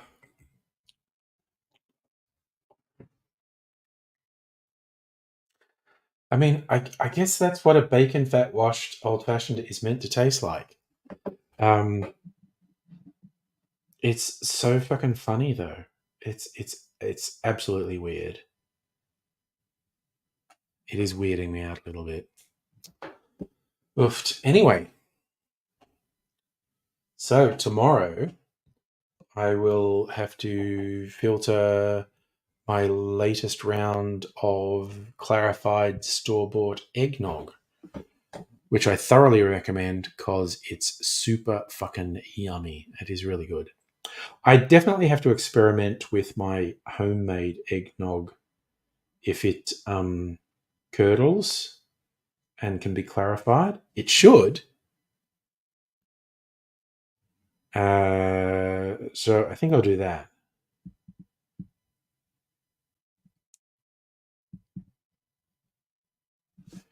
Yes. Or look, notwithstanding something unexpected, almost definitely a stream tomorrow. It's the usual Sunday night one. Just be chill. Man, I'm going to be so far ahead with videos. Weeks ahead. And I'm taking 3 weeks off. Christmas, New Year's, first 2 weeks of January. And so, when you were 15, climb up Uluru, got the top, had a massive breakfast, end up vomiting over the edge.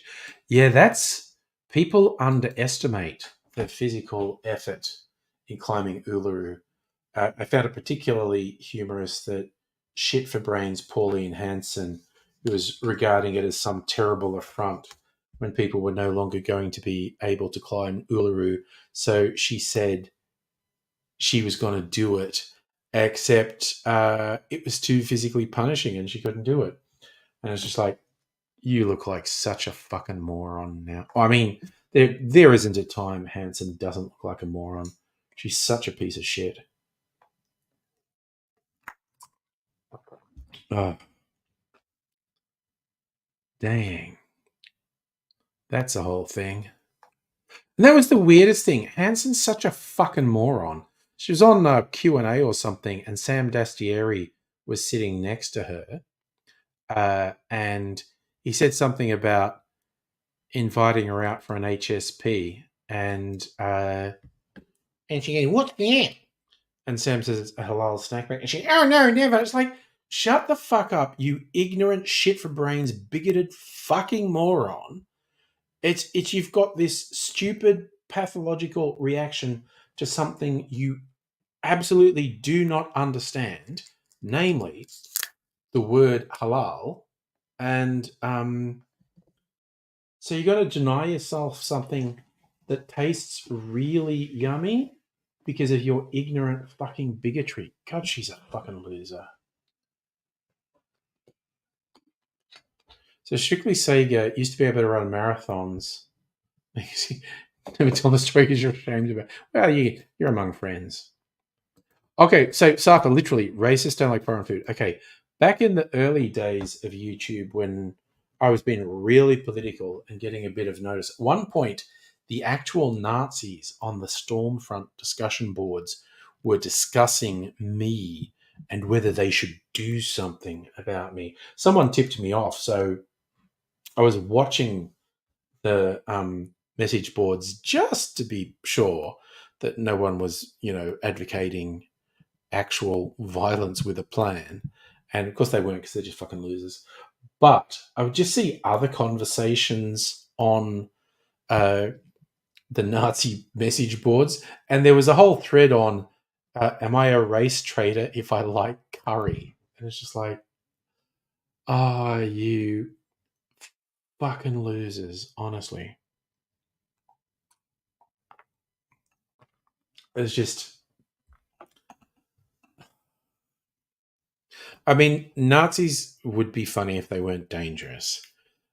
Just because they're layers of insecurity and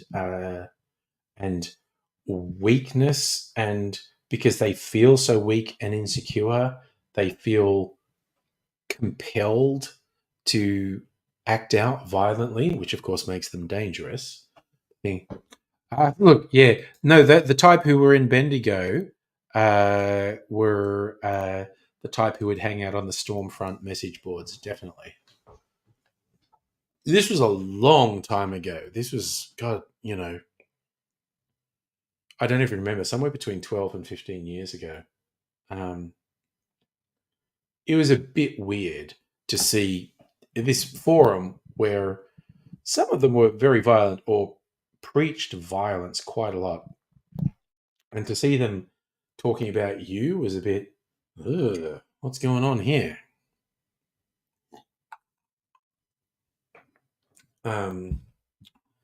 But nothing ever came. I mean, seriously, over the years, I had such a cavalcade of losers throw out various threats of, "I'm going to get you," and yet I publicly announced where I would be dozens of times over the years, and none of them ever showed up. So hilarity. It's just like they're all fucking piss and vinegar. But yeah. Does Australia have a secret KKK? No, they have an open KKK. It's the announcers on Sky News. Strictly Sega. You watched Old Dad's. Oh God, yeah. I kind of thought maybe they can make the comedy good on that, and it was just like it's older Gen X just doing boomer shit, and it's just like, oh, come on, guys, this is so fucking embarrassing.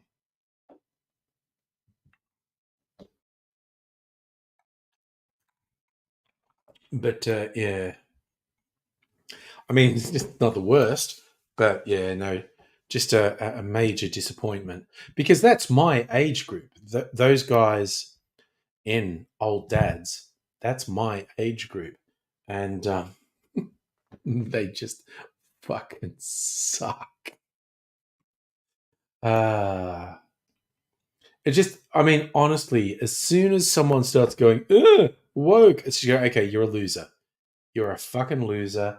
You are an irrelevant, a desperate, flailing loser. And I have no time for them. Ugh. It's just stupid shit. Oh yeah, no, I don't think I can ever bring myself to waste that much of my life to watch Lady Ballers, the actual no, Ben Shapiro backed fucking. Yeah, no. I do look, I do occasionally try and give a movie that's obviously blatantly pushing a conservative political agenda. Every now and then I'll try and give movie a go, and they're invariably shit. I mean, like, at least Clint Eastwood is a competent filmmaker. Um, he still does some really embarrassing shit, though. Um,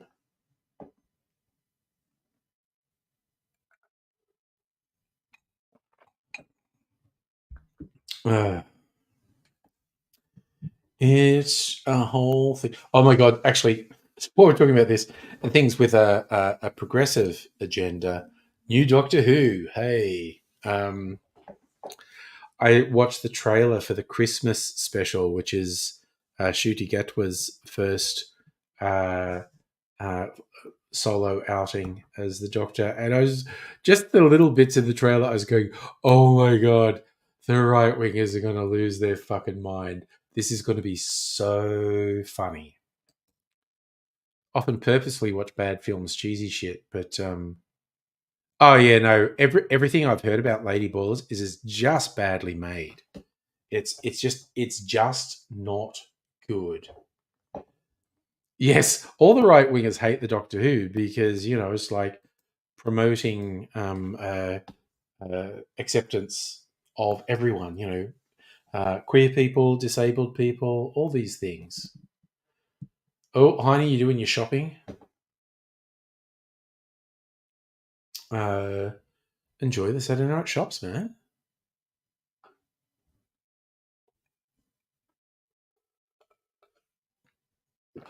But yeah, it's like the three David Tennant specials upset the right wingers pretty badly. But yeah, just a little bit I saw in the trailer for the Christmas special. I was like, oh my god, they are absolutely going to be, and they're just generally going to be upset at the Doctor being a really cool, good looking black dude of ambiguous sexuality. They are just not going to like it. They are going to get so worked up. And I find that so funny. Uh, it's just like, yeah, dudes, you have a choice every day. You could just chill the fuck out and shut the fuck up, or you could go off on some weird foaming at the mouth rant about someone's being inclusive. And it's like, God, calm down, you fucking losers.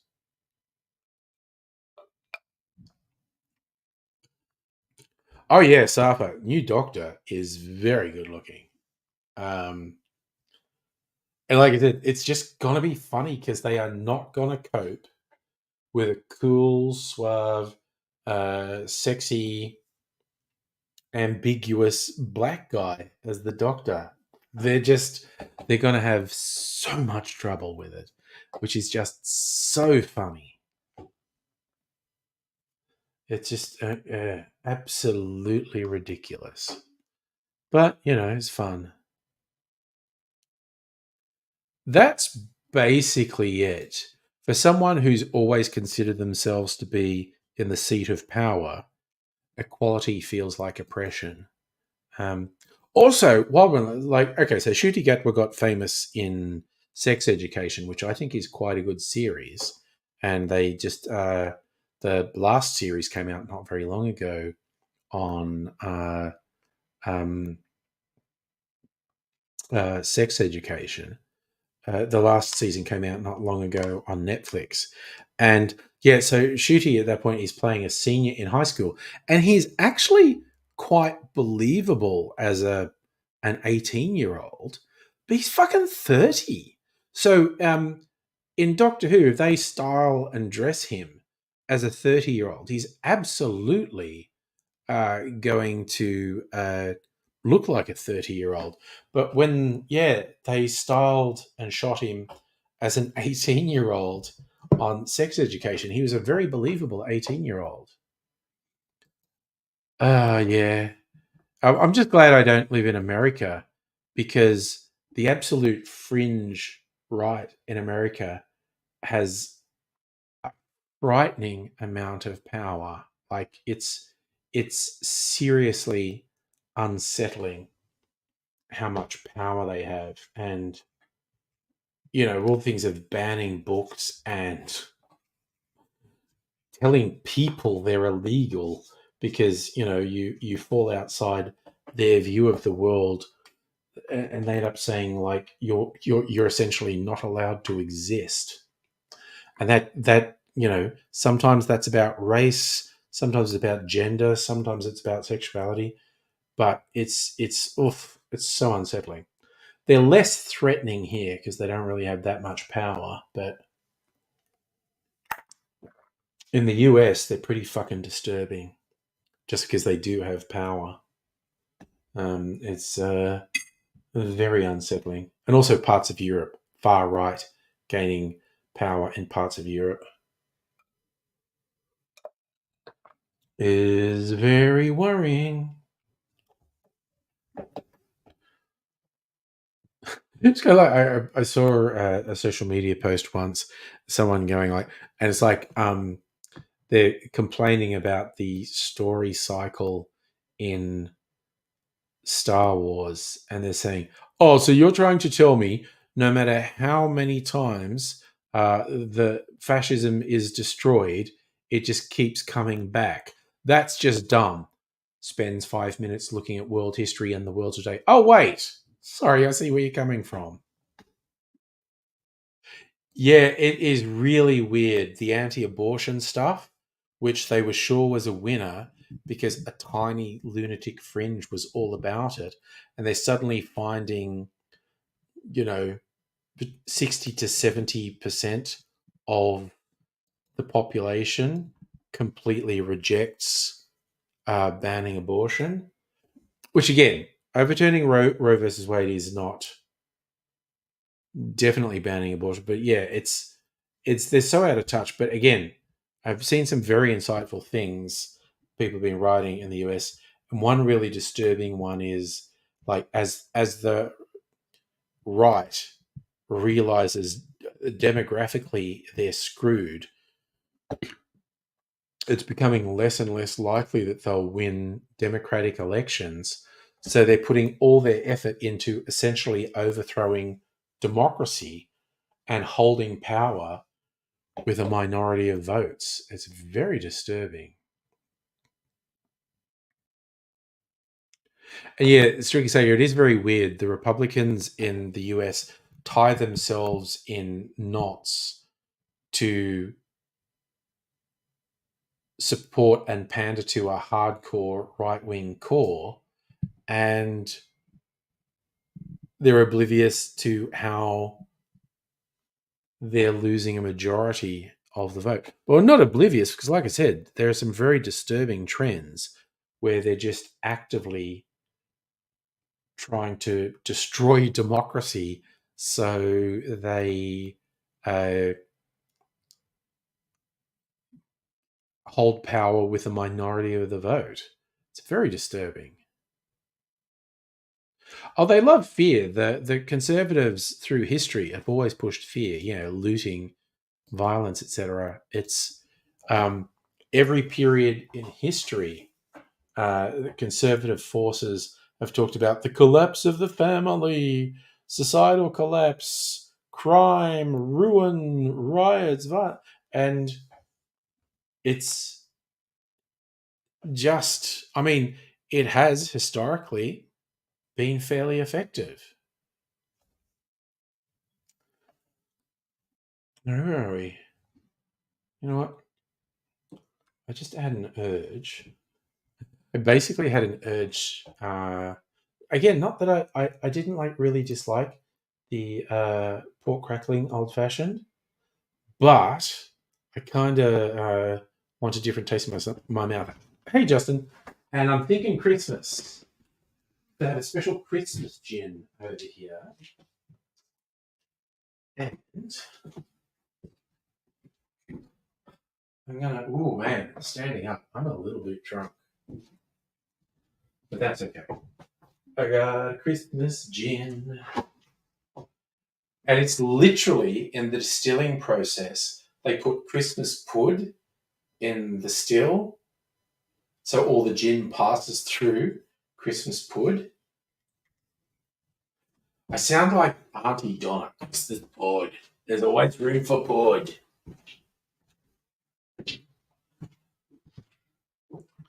But there is. There is always room for pud. All right. So I'm going to make a Christmas pud old-fashioned. And I think that needs Peychaud's bitters because that's got sort of anise flavours in it. Fuck, that's good. I'm definitely going to have to make me another liqueur because that sugar syrup I make is so fucking good. I'm a goddamn genius. All right. Gin. What's the ABV on this? 43.8. Just a little bit higher than usual. All right. 4 Pillars. It's not Archie Rose. It's 4 Pillars. Victoria's Own. And a couple of dashes of Peychaud's bitters. Maybe I should use the barrel aged, but I've already done that, so that's good. All right. Christmas pud old fashioned.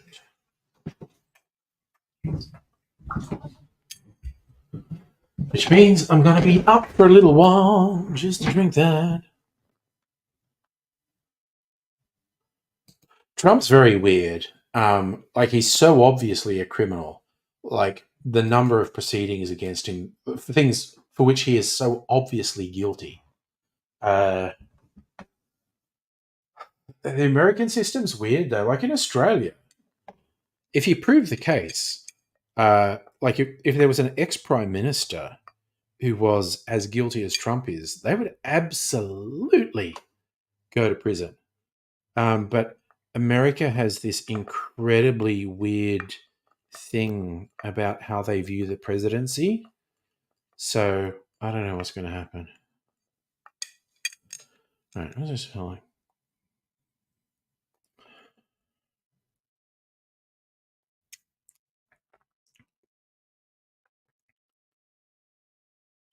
That's yummy.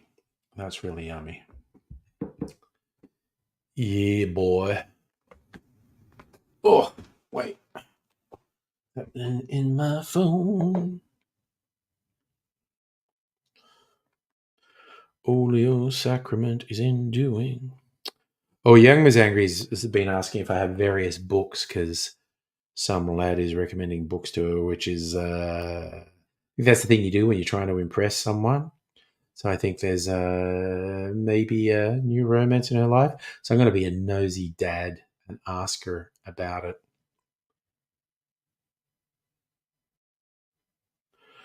Um, but yeah, it's been a lot of sci-fi books, and I do actually have a lot of them, so I've been digging them out for her.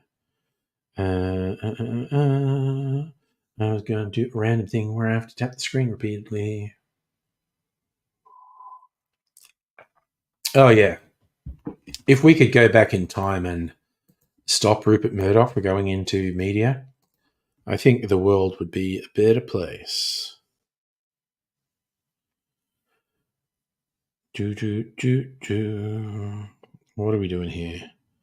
Tapping on the screen. Oop, not that. Don't tap on that. That's the devil's work. All right.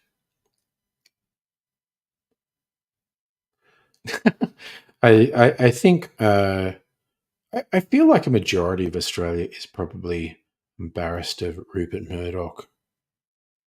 Who knows? He's such a piece of shit, though. He fucking sucks.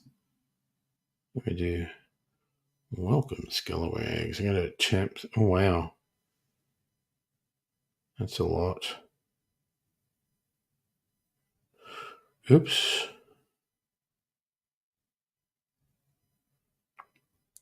Just tapping thing. Oh, wow. That's annoying. Okay. Press gang. Which one is press gang?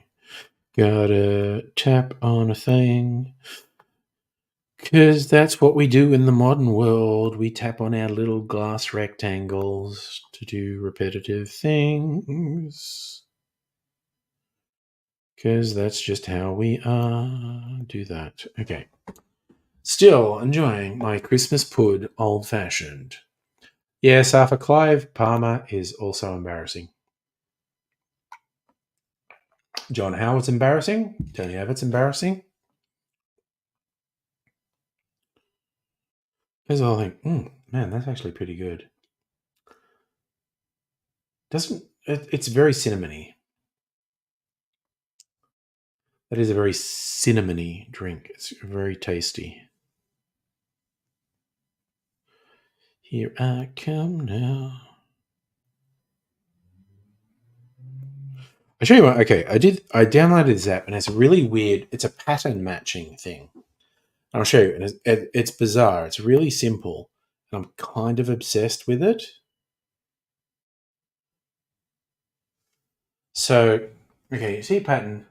There are all these cakes with slices, and you have to put the same sort of cake next to the other sort of cake to fill it up to have all the slices in there. And like I say, it's quite simple, and I'm just kind of obsessed with it.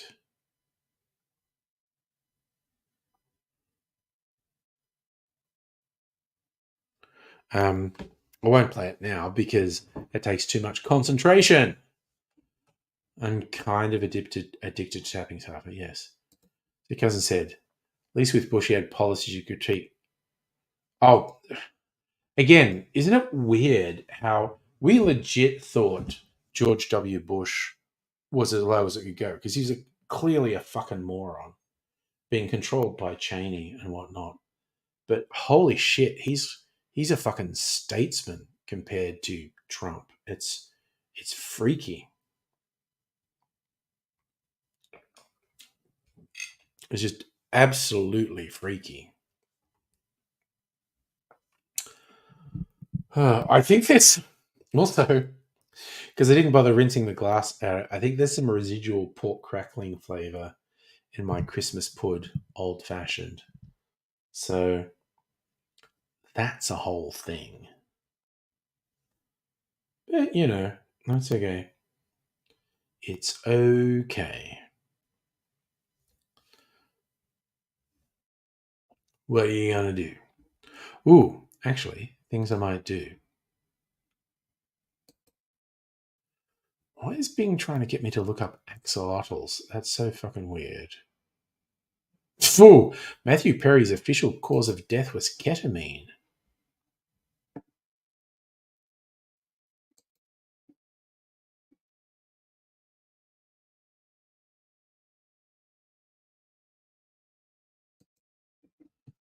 Oh, wow. 54-year-old Perry, acute effects of ketamine, had been undergoing ketamine infusion therapy to treat depression and anxiety, which apparently ketamine can be good for. Treatment occurred a week and a half before he's found dead in a pool. Yeah, but that's not going to be because of his treatment. It's like he was an addict, and it was like getting treatment that involved ketamine that may have been making him feel better. So he's then gone and bought a bunch of ketamine from a drug dealer and lost consciousness in a fucking hot tub and drowned.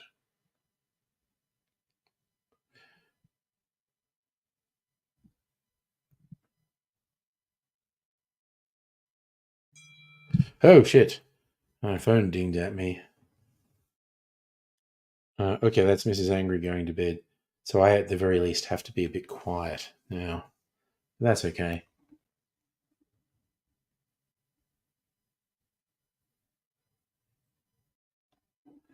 Yes. So, I mean, yeah, that's unfortunate. I can see that with Matthew Perry. He was getting a clinical ketamine treatment that was helping him. So when he was feeling desperate, he thought maybe I should take more ketamine. Bad idea. Dr. Abigail. Ooh, you've got a software problem with your headset. Dang. No, I'm not getting my sleeping apparatus because I'm going to go sleep in there. It's basically if I'm going to bed before midnight, I sleep in there.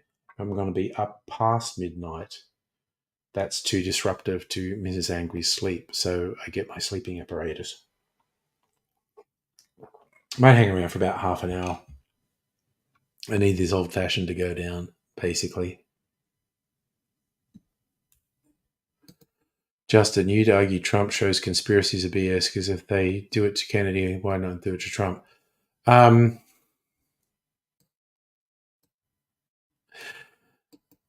whenever you talk about conspiracies, uh, it gets murky because you get people who even argue over the word conspiracy. Like if multiple people work together to achieve a criminal end, it's a conspiracy. Um, uh, Trump's just the standard, ruling class controlling politics, but he's just completely outside of what have been regarded as the norms of acceptable behavior. And so he just acts like a fucking Reddit shit poster. And he's like a 70-odd-year-old person running for the most powerful political office in the world. And it's really disturbing to see someone in that position who has the emotional maturity of a not very switched on 15-year-old. Yeah, no, he's very about 12:01 a.m.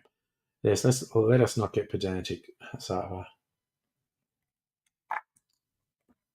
But I mean, I don't know. I'm probably only going to start.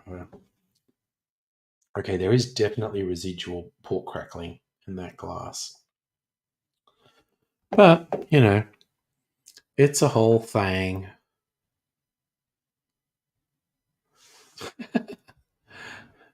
Very naughty boy who should go to his room. So I'll joke about, if you had a time machine, would you kill baby Hitler? It's like if I had a time machine, I'd go back to when Trump was a little boy and just go to his father and say, for God's sake, tell your son you love him.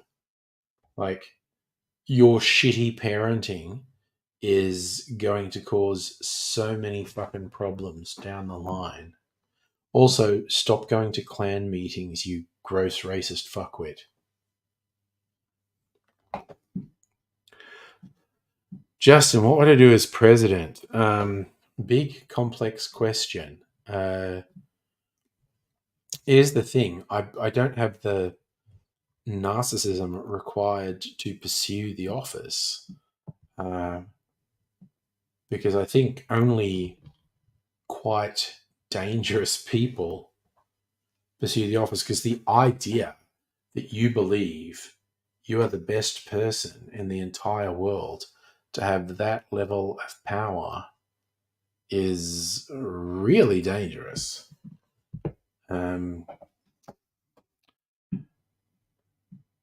But yeah, I don't know. There are a million things I'd want to do or undo if I had the power to do it. It's just like you can just see stupid fucking shit. Everything from the military industrial complex to ridiculous subsidizing of industries that should not be subsidized, like fossil fuels and whatnot. And I don't know. It's just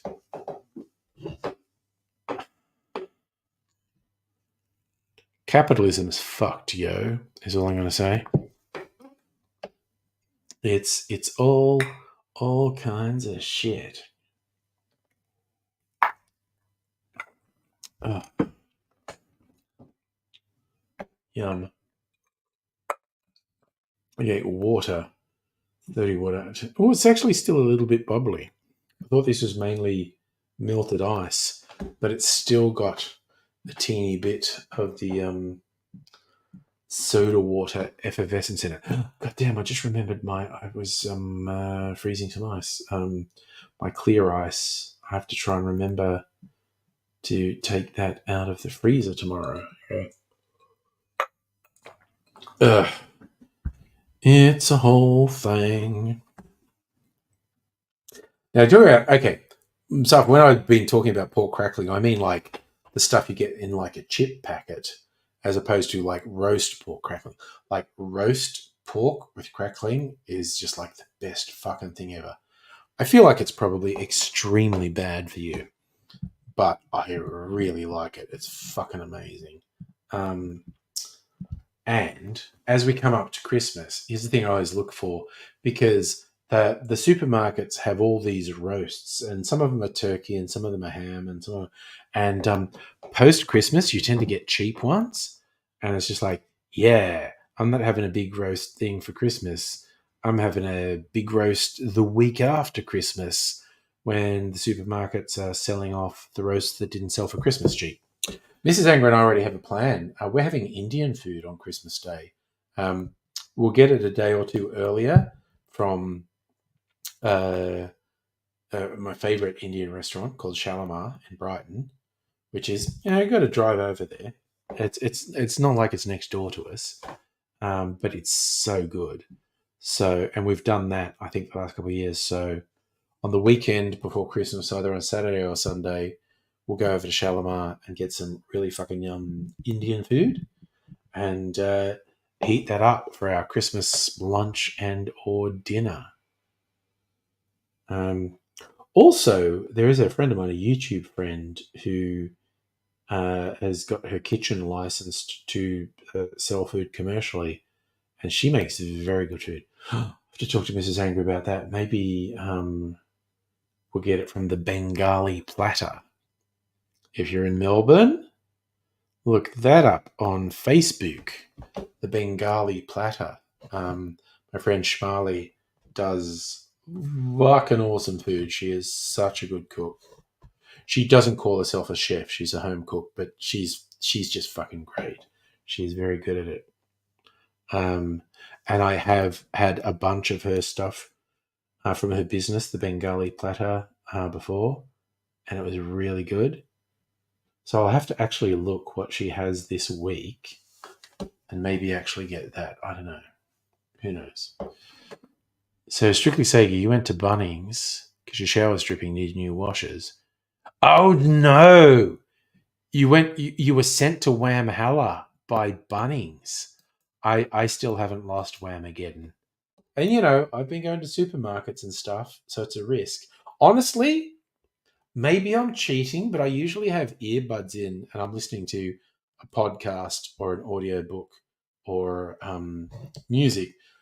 So honestly, maybe they actually fucking played Last Christmas, and I just didn't hear it. But that still counts. If you don't hear it, that counts.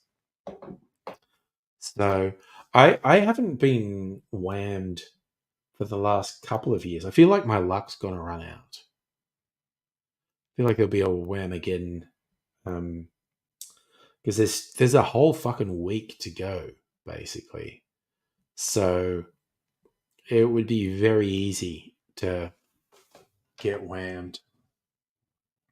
And again, I will I'll stress this strictly. Say, yeah, I don't do it to avoid Whamageddon. It's just a thing I do when I'm out. I'll listen to something, whether it be a podcast, an audiobook, or music. So I'm not cheating because I do that all the time. Currently on another Expanse audiobook. Ugh. Oh wow, that's a hell of a way to get sent to Whamhalla. A 12-year-old singing at Deer Park carols. Like, was that someone on stage singing it? Because that would definitely count. I mean, some people would say it only counts if you hear the Wham version. But if they were on stage, I think that counts. Yeah, they're on stage. I think that counts. Ugh. Oh, okay. You know what I want you all to do? Okay, I just randomly thought of this. I'm saving up stuff to do another container return thing. Last time I did it, I just got the money, and it was, I don't know, it was $5. It was not, because I hadn't set up a thing for a charity. So I want everyone to help me decide on what charity should get my few dollars for returning containers. So, okay, so you don't reckon it counts because there's so many covers? No, All I Want for Christmas for You doesn't count. It's just about Wham. I think you just lose generally if you're subjected to Mariah Carey, but you don't lose Whamageddon. Okay, so first there are so worthy causes to donate my few dollars for things. There are categories: aged care, arts, community development, disability services, disaster relief, education, environment, health, human and civil rights, human services, international, mental health services, religion, social enterprise, sport and wellness, veteran services, or youth support services. So the first thing I need to decide, which category is the most worthy to get my few dollars. Like, they'll probably be about $5. I'm going to go there next week, and it'll probably be like $5 worth of containers that I've been saving for like a month. So aged care, arts, community development, disability services, disaster relief, education, environment, health, human rights, human services, international, mental health, religion, social enterprise, sport and wellness, veteran services, youth support services. So strictly saying, you think environment? And I mean, that's a good one. That is definitely a good one. If I quickly look at what groups are under environment, my area, Main Creek Catchment Land Care Group, Friends of Carroll Park, Medical Pantry. What the fuck is that? Wow, how good is this name? Dutch Thunder, Wildlife Care and Rescue, Australian Marine Mammal Conservation Foundation, Victorian National Parks Association, Warriors for Wildlife, Orangutan Foundation, Rescue to release. Gippsland Climate Change Network. Wow. I know. Dutch Thunder. Isn't that a good name? Dutch Thunder is such a good name. Okay, I need to fucking look them up. What the fuck are Dutch Thunder? Again, that is just a kick-ass name. Dutch Thunder. That's wildlife rescue.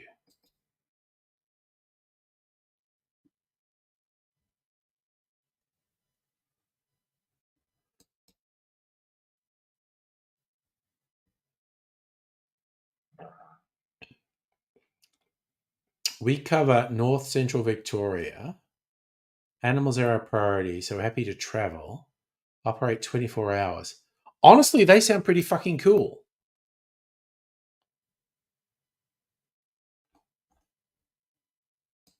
Their Facebook page. Let's see. 24-hour volunteer wildlife rescue. Honestly, I'm kind of on board with that. Also, they have a very cool name. Dutch Thunder is an incredibly cool name. Oh, nice. Dr. Abigail, got your headset working?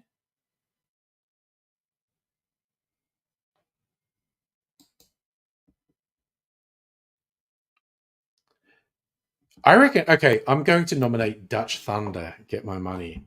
Because it's... Is that working?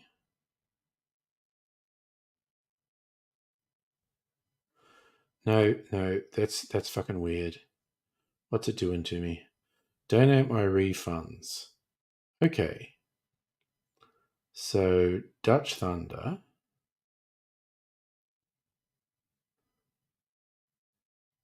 Man, that was so bright. That fucked me up. So it was a refund type.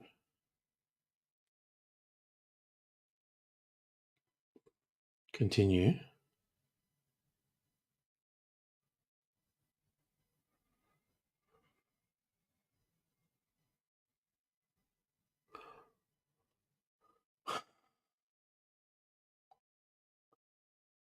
All right, maybe I've got it right, but I reckon Dutch Thunder is the winner because that's just such a cool name.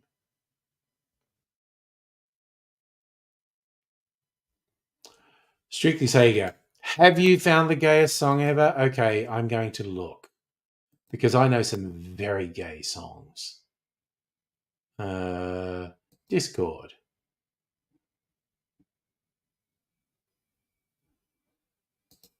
Where are we?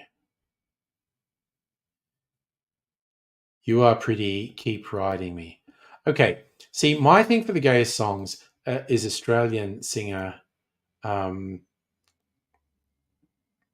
uh, uh, Brendan McLean. He's great. His most recent track is called "Fuck Me from the Front," and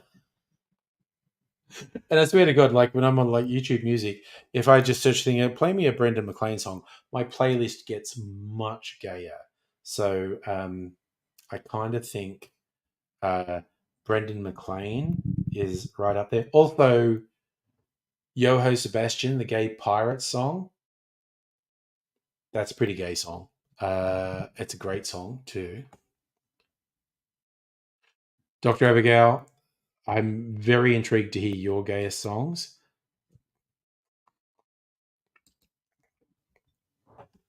But yeah, for me, it's kind of. I've joked about it on social media. It's like, wow, if I go to YouTube Music and just yeah, start a playlist with a Brendan McLean song, yeah, well, I obviously, Justin, I can't play it now. I'll probably listen to it tomorrow. See what I think. But now I kind of think I want to post as a response the Brendan McLean song "Fuck Me from the Front." But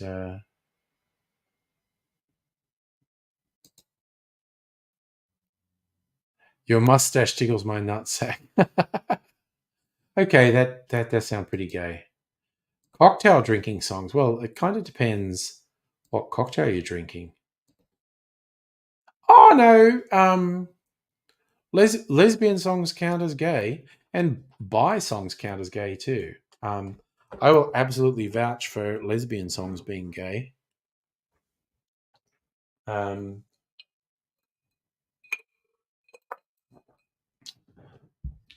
and I don't know that. Okay, my favorite lesbian songstress is Katie Lang. I don't know that she has particularly gay songs though. Um, oh god, now I want to listen to Constant Craving again. That's one of my all-time. That's probably my top 10 songs of all time. Katie Lang doing Constant Craving. That's such a fucking good song. Um, yeah, I actually feel quite confident that would be in my top 10 songs of all time. Very Gen X, actually, Katie Lang. She was very big in the 90s.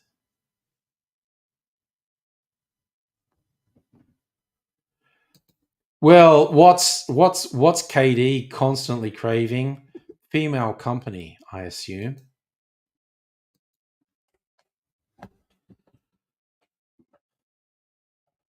But she's such a good. Oh my, that song she did with Roy Orbison, crying. Oh my god, that is so good. Because Roy Orbison just had a fucking fantastic voice as well. But that Katie Lang, Roy Orbison duet, crying, so good. So we're seeing Justin posted another one called "Fill Me Up." The icon is two cherries, which I assume is meant to be testicles, and the other one has the eggplant, which we all know is a penis. Streaky Sager's posted one at a medium paced Adam Sandler lyrics by Skaters. Is there? Dr. Abigail posted Johnny McGovern dickmatized. Okay, in fact, now I'm just well, let's just go for it. I need to find Yoho Sebastian because I fucking love that song. It's just a genuinely good song, but it also subverts expectations because it's like, gay pirate song. That's just gonna be quirky and funny, and it's like it's a beautiful song, and the characters are just subjected to awful treatment for being gay, but their love is the most important thing. And Johnny McGovern, sexy nerd. Okay, I'm just putting Cosmo Jarvis with the gay pirate song, also known as Yo Ho Sebastian. It's a very fun, sort of rollicking pirate song. It's also beautiful. It's wonderful. Those are some friggin' awesome lyrics, Strictly Sega. Oh my god. those are amazing lyrics. Even though the outcome of the pirate ship with Yoho Sebastian is sad, the lyrics are beautiful. Heidi's posted one called Bear Force. I feel like we're just gonna have the best gay song playlist on the Discord. Um, uh, fucking great. Um,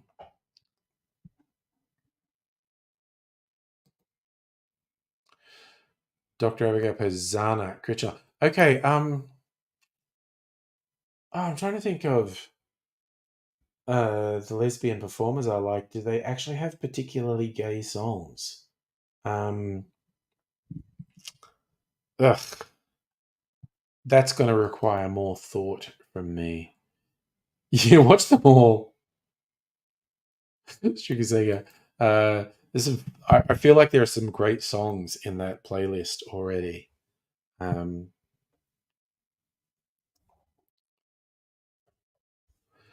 we're on the internet.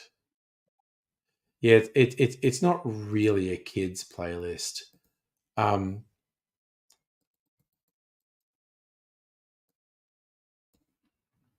I'm literally just going to search best lesbian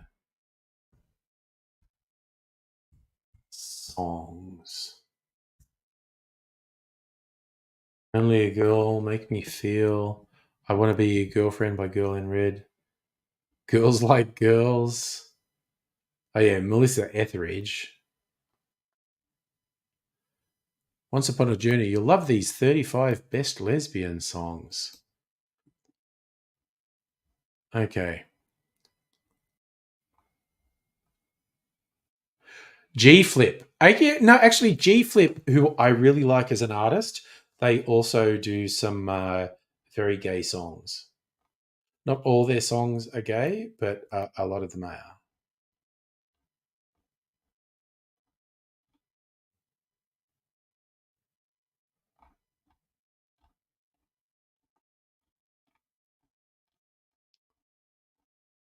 Yeah, actually, that's G Flip would probably be my recommendation for good Australian lesbian songs. Actually, what else? Okay, a few more popped up on the Discord. Justin, you from that same playlist. Dr. Abigail posted Haley Kiyoko. Girls Like Girls. That was on the website I was just looking at. But yeah, I'd also recommend G Flip.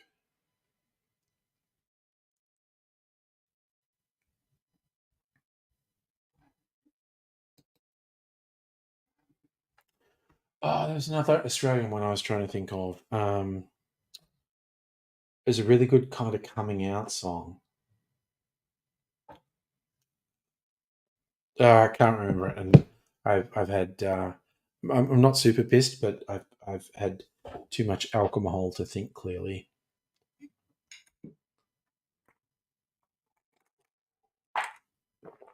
Uh, the song was basically like literally the lyrics were basically it's okay to be gay if you've never fit in, it's fine. Oh my god, it's bugging me because it was a really nice little song and I can't remember it.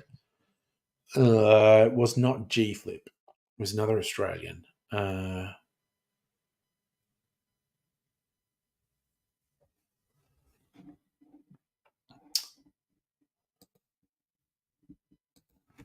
uh, see how good my Google for song.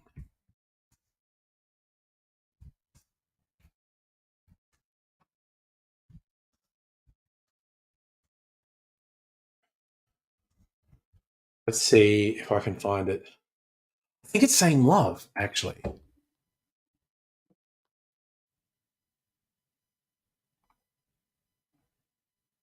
Oh no, that's Macklemore. Vanessa Amorosi.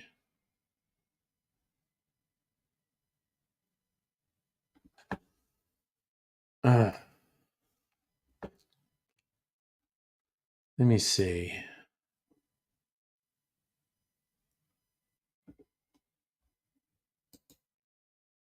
Oh god, it's like because I can half hear it in my head, and it's really annoying the shit out of me that I can't remember it.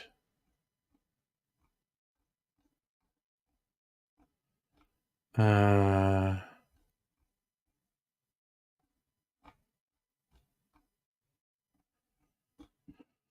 I'm just going through another fucking list here. Oh yeah, Tegan and Sarah, but I don't think they actually did any lesbian songs, did they? I don't know. Don't know them that well.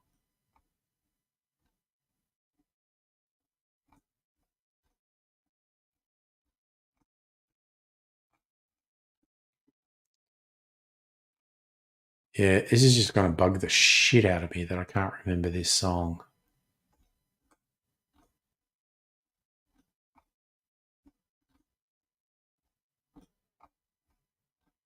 I'm just going through a whole list here. Oh, it's really bugging me that I can't remember it.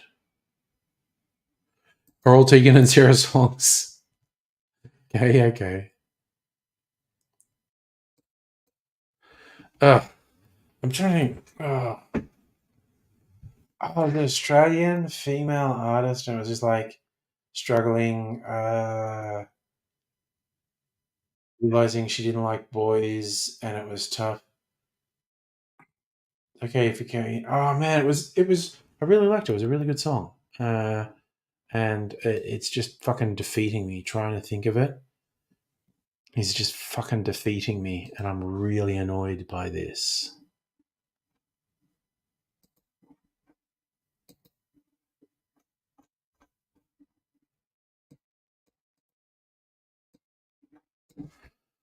Uh,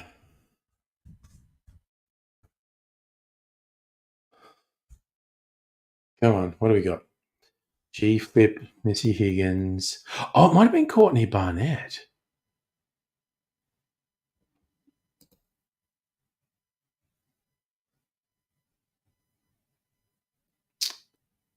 It might be Courtney Barnett.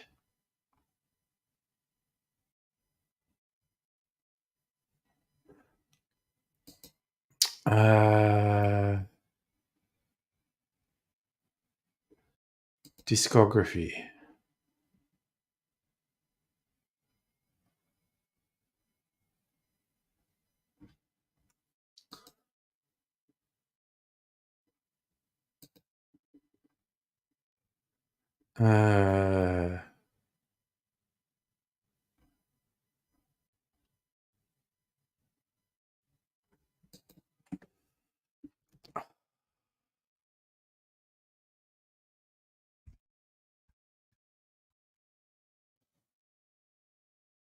Uh, no, maybe it's not Courtney Barnett.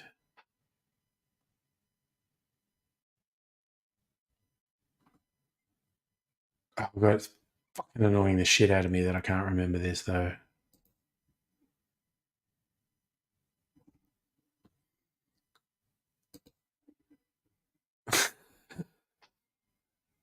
So okay, we've got a great great gay playlist on the Discord now.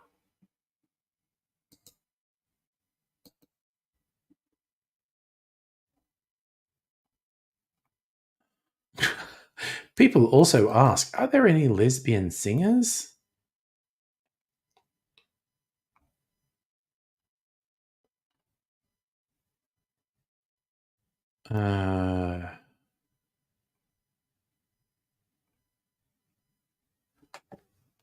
Aussie queer artist. What's this? Cubsport, Ms. Blanks. Oh, there's interesting ones. I don't know. Oh, that's right. Montaigne's queer, actually. There you go. I like Montaigne's music. I don't know that she has any particularly gay songs though, but I don't know her oeuvre that well.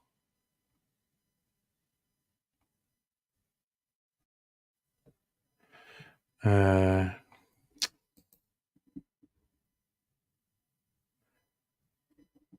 oh. Okay, Troye Sivan, of course.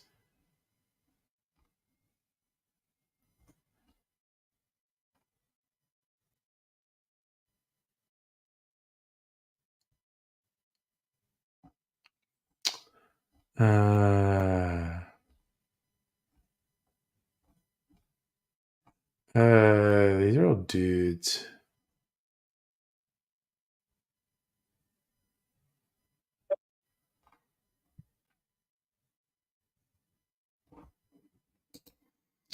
God, this, I swear to God, this is just going to annoy the shit out of me that I can't remember this.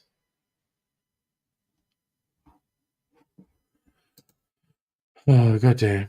Oh, Justin, I get asked. Well, you get weirdos on YouTube who think saying you're gay is an insult. I get that all the time. But I have had dudes hit on me, and it's like, oh, okay. Ooh, okay, no. I don't know. Courtney Act is a great performer. Uh, what's this song? Oh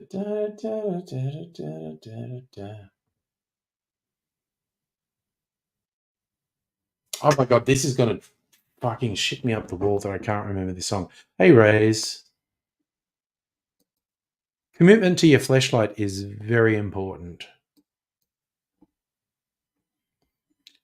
You gotta let your fleshlight know it's important in the world. Fucking hell. It's just driving me up the fucking wall that I can't remember this song. Ugh.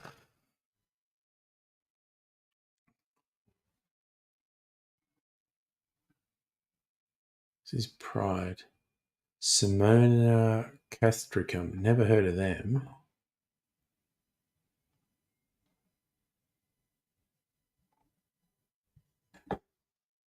Cleave. Jess War. Don't know them either. Robert Smith. Don't know him.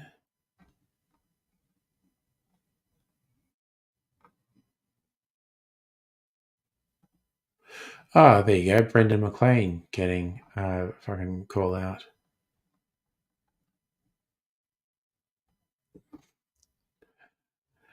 You know, Brendan McLean feels like he's a senior now because he's well into his 30s. God, I honestly kind of think it might have been Courtney Barnett.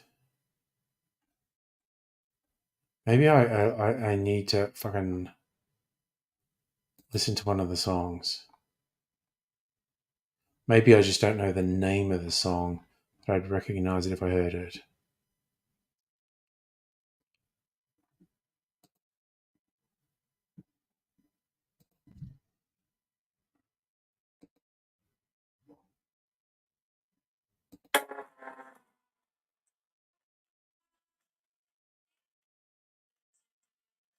I like Pedestrian at best.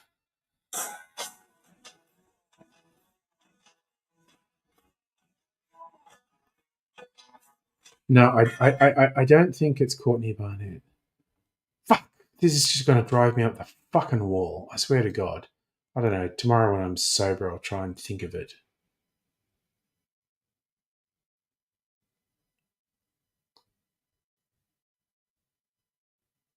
Hey, Toby. How you doing? You know what? This is just too much for me. The frustration of not being able to work this out. I'm going to go to bed. Okay, hints or lyrics. The songs are basically like, yeah, it's okay if you're different. And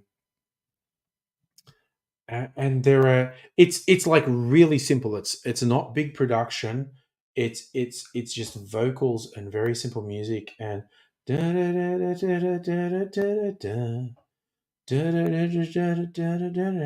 like realizing that I didn't like boys and tried to fit in.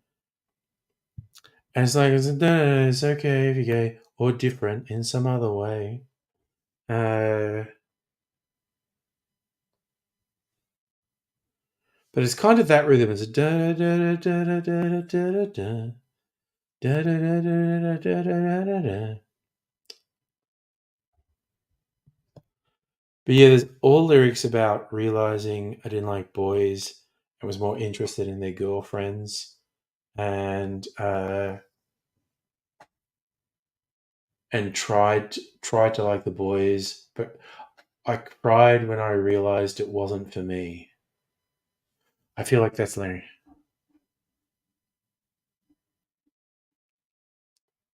I'm slightly Tim Smith, Sarper. I'm going to go to bed soon. That literally gives me a. I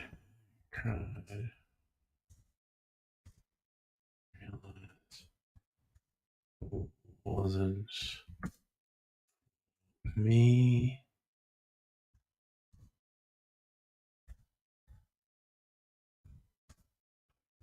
Yeah.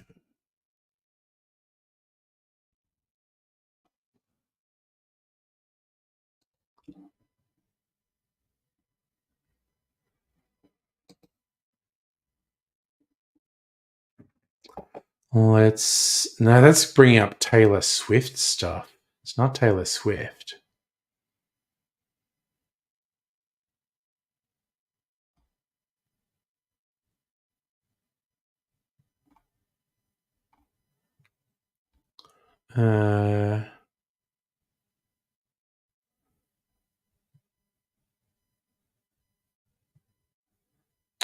God, this is going to drive me up the fucking wall. I swear to God.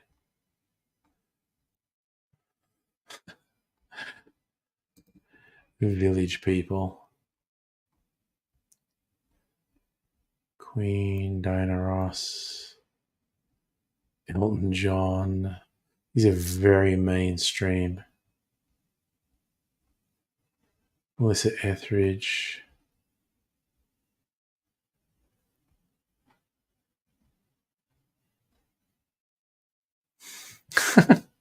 Scissor Sisters. Good Lord. Lady Gaga. Tegan and Sarah.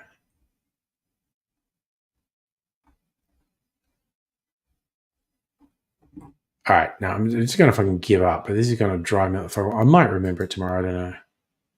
The song is within the last 5 years.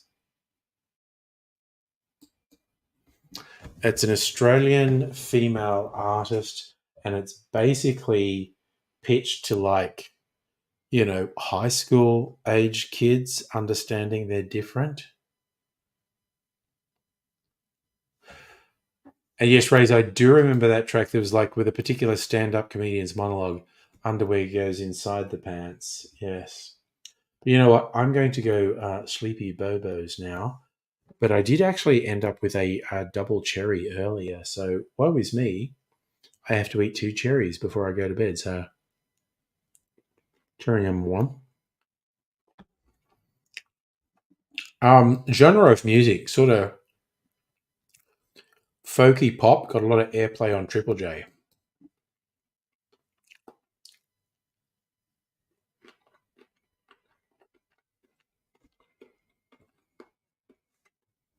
Oh my God, Joe's cherries are so fucking yummy.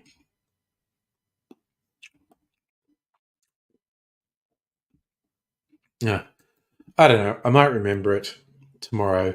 It's a very light, sort of folky. It could almost just be vocal and guitar. Australian, within the last 5 years, got a lot of airplay on Triple J. So it doesn't matter if you're gay or different in some other way. All right, that's the last thing. It doesn't matter if you're all different some other way. Australian song lyrics.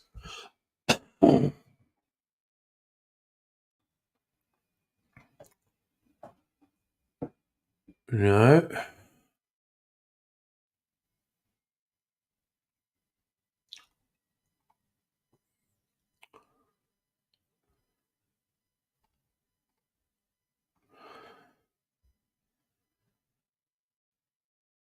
No, that's not bringing it up. God damn it.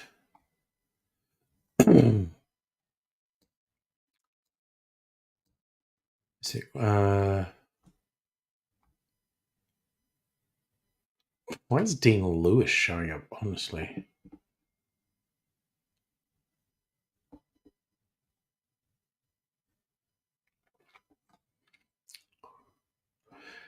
How do I find a song by humming?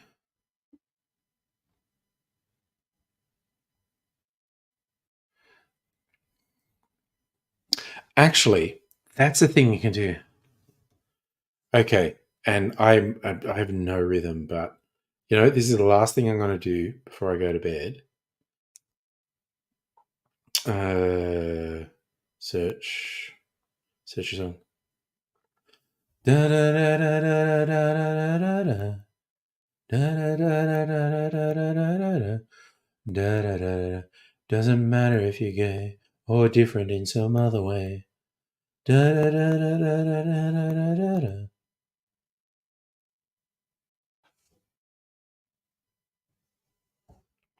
Why was that not enough? I did that for heaps.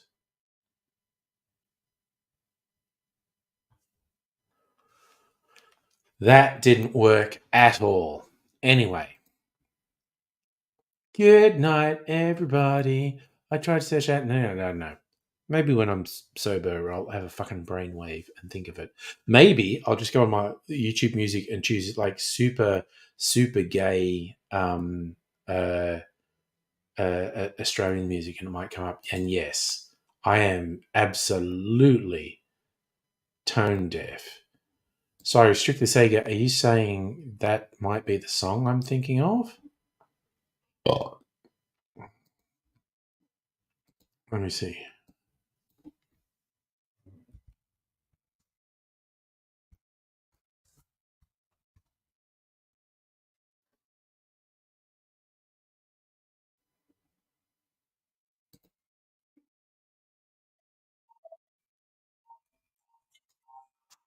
No, that's definitely not it.